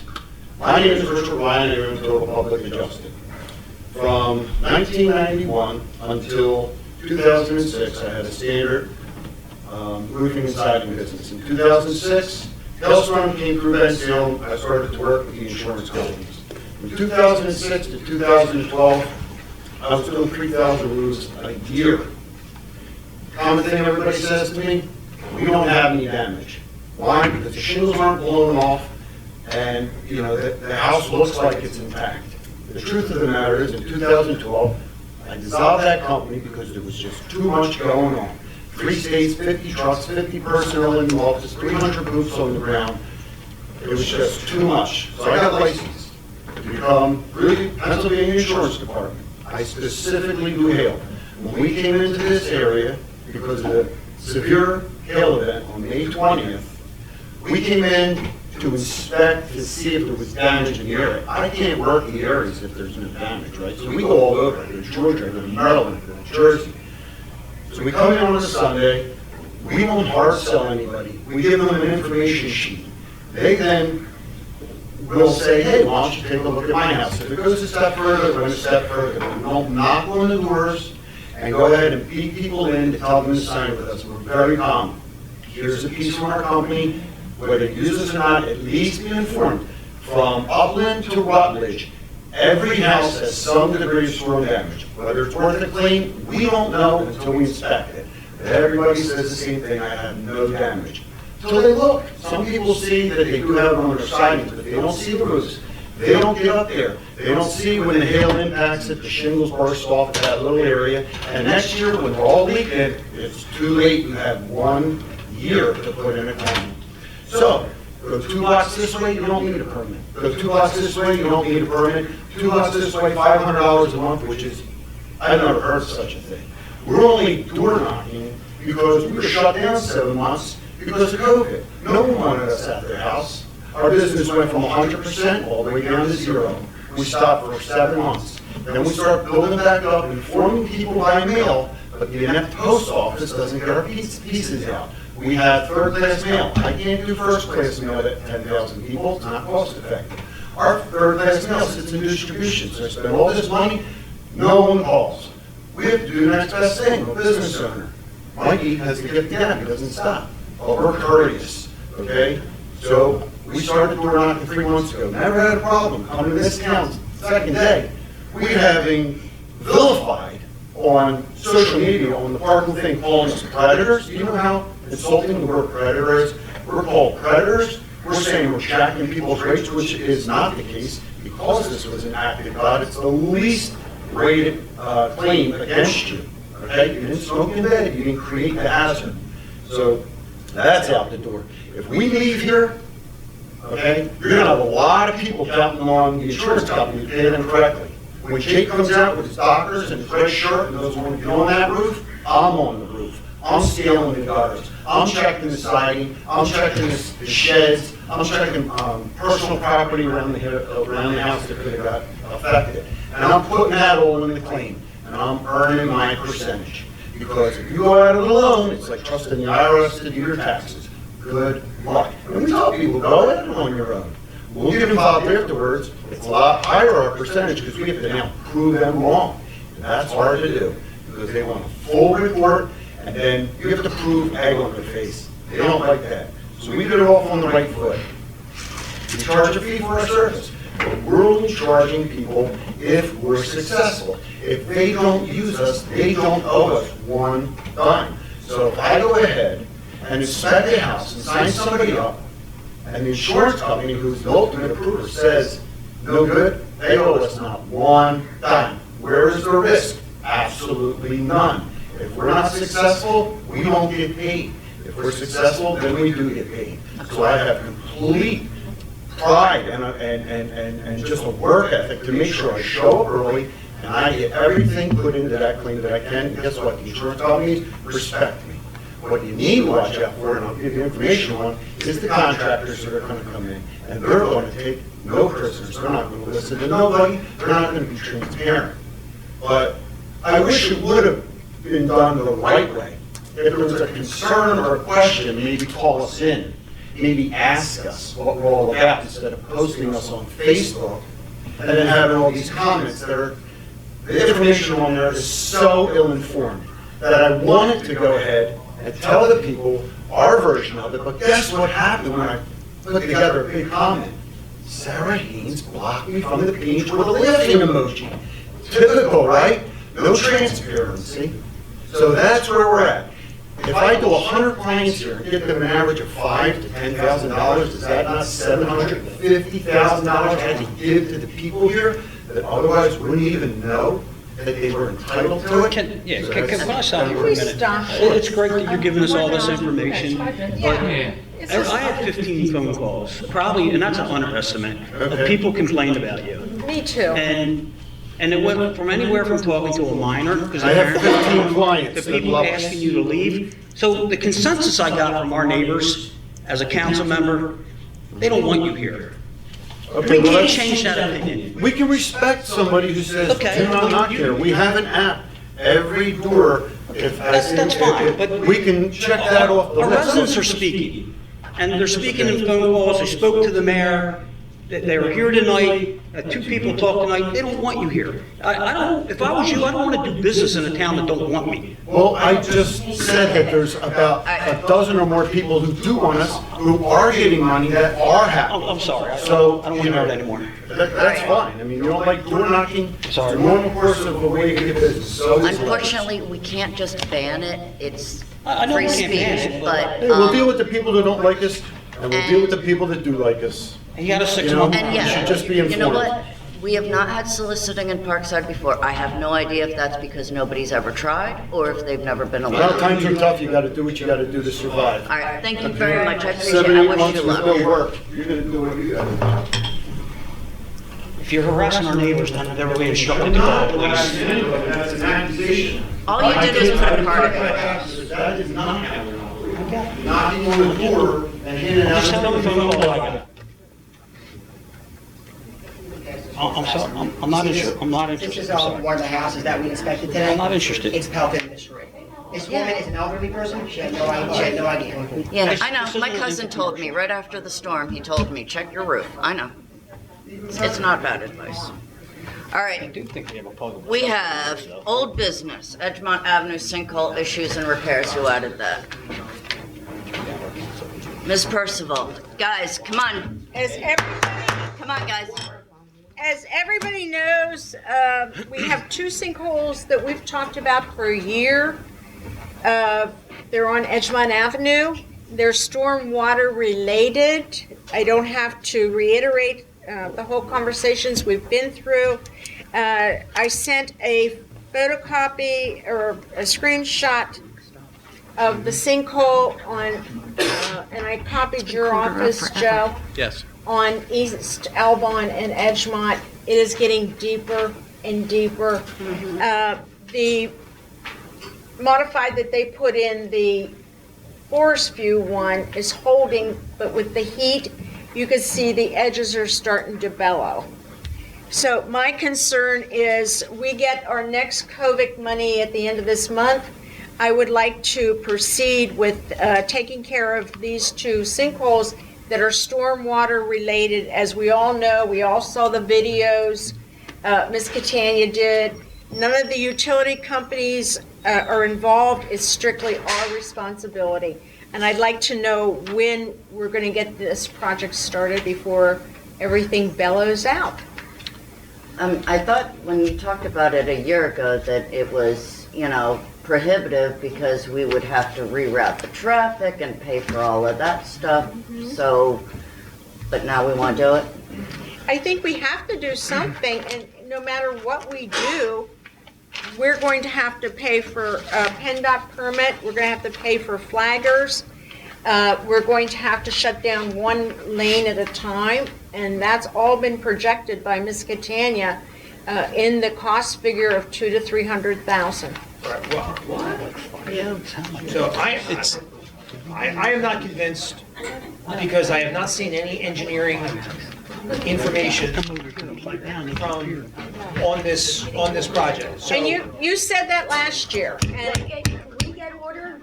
Okay? And you said that last year, and what I suggested, because we had a construction company come in and put in modified on the Forest View one to get us through the winter, that when we proceed into spring, and now we're into summer, that we get specific cost factors. And again, if you came down Edgemont Avenue, you will see the one at Elbon. Again, and I sent everybody a screenshot. It's sinking really well. And the one at Forest View is bellowing on either end of the hole. It's worse today. It's And even with the worse. heat, it's going to continue to do that. And we're expecting, we're expecting summer. We can't keep So, expecting. my question would be, Mr. Riddle, what's it going to take to get an actual projection that we could send out? Because obviously this is going to have to be a bidded project. What's it going to take to get a? well, I know there was a reaction to saying it would be $200,000 to $300,000 or $200,000 to $400,000 for it, not for fixing the pothole. No, it's not. The potholes are there because the storm sewer underneath of it is the pipe is collapsed. dilapidated. Yes. Correct. That's causing the sinkhole. It's not $200,000 to $300,000 to fix a sinkhole. 300,000, I mean. So it's to replace the entire pipe that is deteriorated between intersections. So, And that was the problem, because the first sinkhole was at Forest View on Edgemont Avenue. Then, if you follow the lineup, which Ms. Catania has the films and the pictures, if you follow the line, the second sinkhole happened at Elbon. And you follow the line of our stormwater, storm pipes. Sure. And you can see, and we all saw the videos, the corrosion on the bottom is eaten out. So the top part of the pipe is standing, the bottom pipe is eaten out. it's not doing much. No, it's bellowing out, and it's all going to have to be replaced from one section of the road to the other section of the road. Madam President? Madam President, Yes, sir. when I was sitting out there the other day when we had that heavy rain, that hole that Ms. Purcival was talking about, it was a big pool there, and you see a whirlpool going down like this, down that hole. It was super cool. Did you see it, Sue? I saw it too. It's really getting bad out there, it really is. I appreciate that. And by the time we start this project, it's going to be over the bid spec amount, so we're going to have to bid it out. We have to get a permit from PennDOT, it's their roadway. We're going to need to get flaggers on there. We've got to notify SEPTA. Thank goodness the school buses are stopped now. But you've got the SEPTA routes, they've got to all be notified. Our emergency services, the fire companies and the local, which we can put through the 911 center and the chief. It's a major project, and our next round of COVID is coming in the end of this month. And we need to proceed before it just all goes. Yeah, there's no way All we goes. get this done before school starts, so, you know. I think we're going to be really close to getting it done by fall. Oh, I don't think there's any chance that we even Depends on the come close permit to that. process as well. That could take a while. I guarantee something will happen. Mm-hmm. I think if we don't move on it now, we'll be looking at it. Yeah. Well, I was very impressed with the, the Green Tree has the same pipe, as I understand it, that's deteriorating in the same way. I was very impressed with their engineer's proposal. They were gonna, I couldn't even describe. Line it? Line Put a it. liner They were in? gonna line it. Yeah. There are limitations to how degraded the pipe will Exactly. be, whether or not that will work. Whatever it is. Sure. I am prepared to hear Catania Engineering's recommendation for it, but we've only had discussion, we've never seen anything in writing, we've never seen any proposals, we've never seen anything. So, the ball is in Catania Engineering's court to tell us what to do here. I'd like to make a motion to allow Catania Engineering to put together specific bid requirements for a project to replace and fix the section of road on Edgemont Avenue. I'll second that one. We have to add it to the agenda. Yeah, no? Okay. Wait, good. it's also- Yeah. it's on the agenda. Yeah, I'm not gonna object, so, okay, so Second seconded, it. all in favor? Aye. Anybody opposed? We are so unanimous. Okay, moving on. New business. Motion to increase the hourly pay for the borough secretary from $16 to $17 an hour. I will make that motion. I'll second it.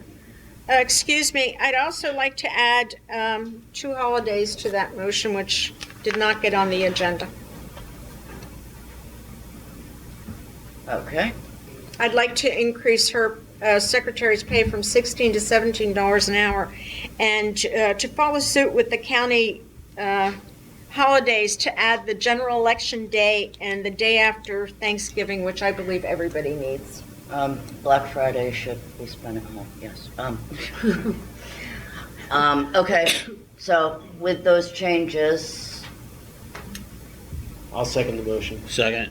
all right, you guys Motion gotta fight it out. Motion made, All second. right, let's vote. All in Yes. favor? Yes. Aye. Anybody opposed? And may I point out that in Ms. Stamis's job description, it lists her as working Tuesdays from 8 a.m. to 9 p.m. Yeah, that's wrong. It says that Do her we pay in want her to make job a motion to change her job description to eliminate Tuesday? I don't think we need to make an motion for that. I think we can just make those adjustments. Is that correct? It's a typo? It's an old document that wasn't updated properly. So, It was updated, it was but updated. we made changes after we made the update. It was just updated in January. Yes. Okay. Good. Let's see. So, discussion regarding inspection services RFP. So this is the chart I gave to anybody who looked at it. And what I did was I got the financials for our permitting, inspections, and ordinance enforcement. And I was able to go back as far as 2012, and you'll see that up until 2017, our permit fees that the residents have to pay when they get work done on their house was 2.5%. And then 2016, it was passed that they raised it up to 3.5% for the next 2 years. And then in 2019, it was raised again to 5%. So it basically doubled. Within 2 years, our permit fees doubled, which means that any resident who is getting a new roof on their house and spending $1,000 is paying twice as much as they did within 2 years. And I did look at other areas, and I'll name off the ones that I was able to find the information fairly quickly. And I didn't just select them based on the fact that they fit my model. I really just randomly did this based on how easy it was to find the information. So media charges 3% for the first 1,000 and then 1.5% after that. Springfield, 3.5%. Brookhaven, 3%. Aston, 2%. Upper Chi, less than 3%. Rutledge, 3.5%. Marcus Hook, 2%. Nobody is even close to 5%. We are completely off the charts for our Let me stop. If I recall, I wasn't on council when some of these changes, I don't think any of I was on council any of these, but I recall we changed these because we didn't raise taxes for so many years, and it was generating revenue for the borough. And all those townships you just named all have giants, Sunoco refinery. Well, to your point, we don't have that to here. your point, Rob, because I do remember you saying that it was an effort to raise funds. But if you look at the yellow line on my chart, do you have one of these here? Yeah, I'm looking at The it. yellow line is the net. That is the revenue minus the expenses, which the expenses just went right up with revenue, and our net actually went down in the end. So if raising the permit fees was a way to raise income for the borough, it failed miserably. All we did was raise the expenses right in lockstep with the income. So it didn't serve the purpose of raising money, but what it did do is that I have to tell somebody when they call up and ask what our permit fees are, I have to tell them 5%, and there is not another town I can find that has 5%. And we're not a wealthy town. We're not a town of wealthy people. No, I don't we're know not. why our residents are our inspections better than other towns' inspections, that they're so expensive. It doesn't really make sense. It seems like inspections should be like a commodity, and The other thing, looking at this, I would be interested in seeing towns like ours, not the Havertowns and this Marcus Hooks that have this thing, to see where they stand. The Well- medias have so much businesses. I understand. Well, by all means, I did some research. I looked. I bet you did your homework. I'm glad. You know, I mean, Aston, Brookhaven, they're right here in our town, they're local, they're in our school district, so we are charging twice as much as them. And when you look at the salaries, building inspector, for example, in 2021, $57,000 for a 15 or 20 hour a week job.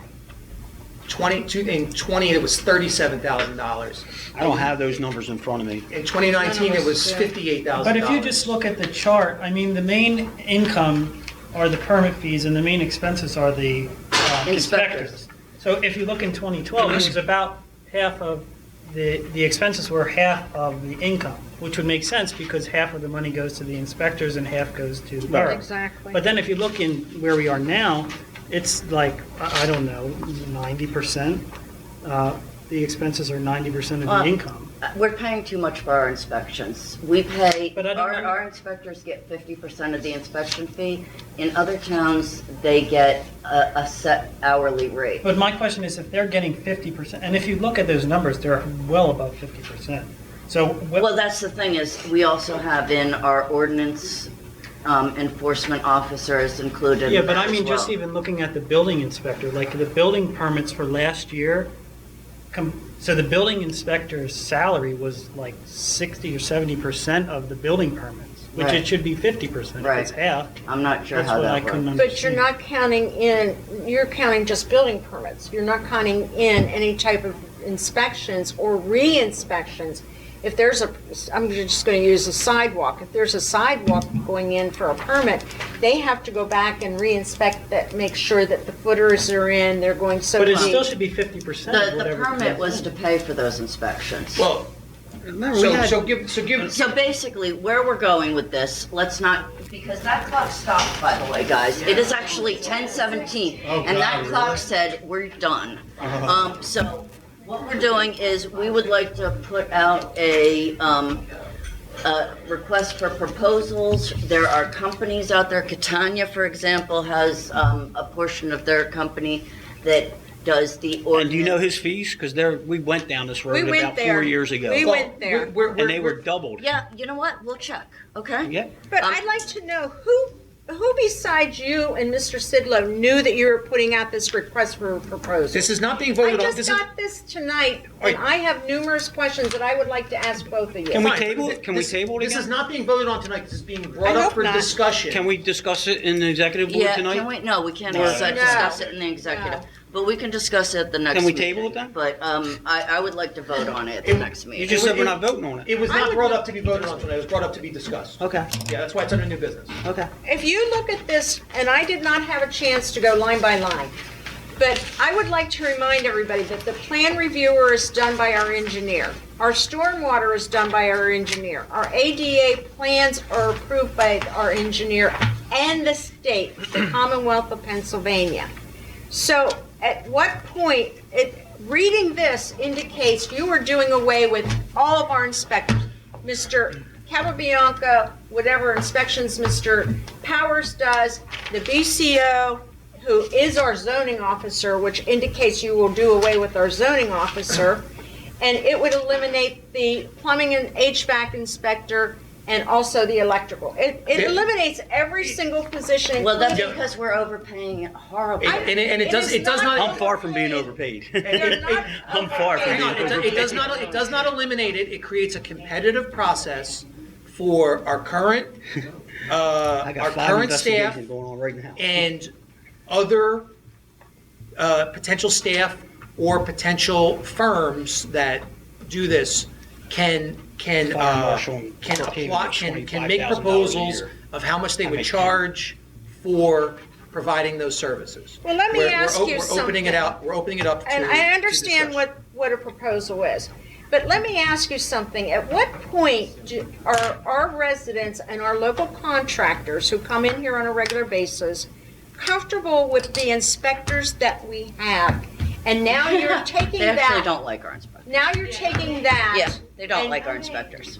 And We're- you're we're- going to bring in a private entity that will cost us more than what we Well, I pay think for our it's- inspectors. I have to say, I personally think having a resident do ordinance enforcement is dangerous because I think people develop friendships or dislikes. I think if you go by the code and stick to the code, then you're not in violation of the code. So what is the problem? Oh, I'm not worried about me. I know. Yeah, thank you. All right, Well, I can so, tell you the fire is- marshal in Brookhaven makes $29,000 a year. The fire Brookhaven is marshal in 3 Upland times makes the- 74,000. I make 10,000. Brookhaven is 3 times our size. Okay. You're trying to eliminate You're trying- 5 jobs, including If we're what paying our double what we engineer should be. does. You'll be okay. Those They're officials welcome are to compete. welcome to compete. Yeah, They're put in a welcome to compete. proposal. The Read job's the not being qualifications, I don't have to Mr. compete. There's an Sidlow. ordinance Read right the here. It says, qualifications you person put in there. designated by the Borough Council under Code 8220, the Parkside Fire Marshal, is to perform duties including but not limited to investigations, inspections, Okay, issues of permits, license and violations, and shall be paid compensation of $10,000 a year. So now you have to go and change ordinances too, which is gonna cost more money. I have to tell you, we are charging our residents 5% so that we can give our inspectors, so that we can give our inspectors 2.5%. I'm not. Other towns are managing to do it on 2.5%, and they don't have to pay their inspectors that entire amount of money. Well, I when we think- get a I think- shopping mall in here, maybe we would be able to cut taxes. Well, you said from Okay, day one thank you you, wanted to get Shirley. rid of In the Nick, so meantime, you're why doing don't it. We'll discuss this at the next meeting. Okay, is there anything else before I close Motion this to adjourn. meeting? So that, because we have an executive session I next. don't think I'm staying for that. Motion to adjourn. Minnie, that's not the way this works. No, I just, 2 meetings ago, they were allowed to ask after you said something to say. I just have a simple question. What? It wasn't, What? It's 10:30. The cigarette, I'm gonna lose my. I said it out loud. What did she say? What did she Go say? fuck yourself? I think she said go fuck yourself. Are we done? What's that? Did we make that motion yet? I second Rob's motion. She hasn't Motion to said the C adjourn. word though. All right. So, all right. Motion to adjourn? Somebody motioned. Motion to somebody adjourn. seconded. All in favor? Aye. Adjourn. I'm sorry, public, y'all gotta go. We gotta have an executive session.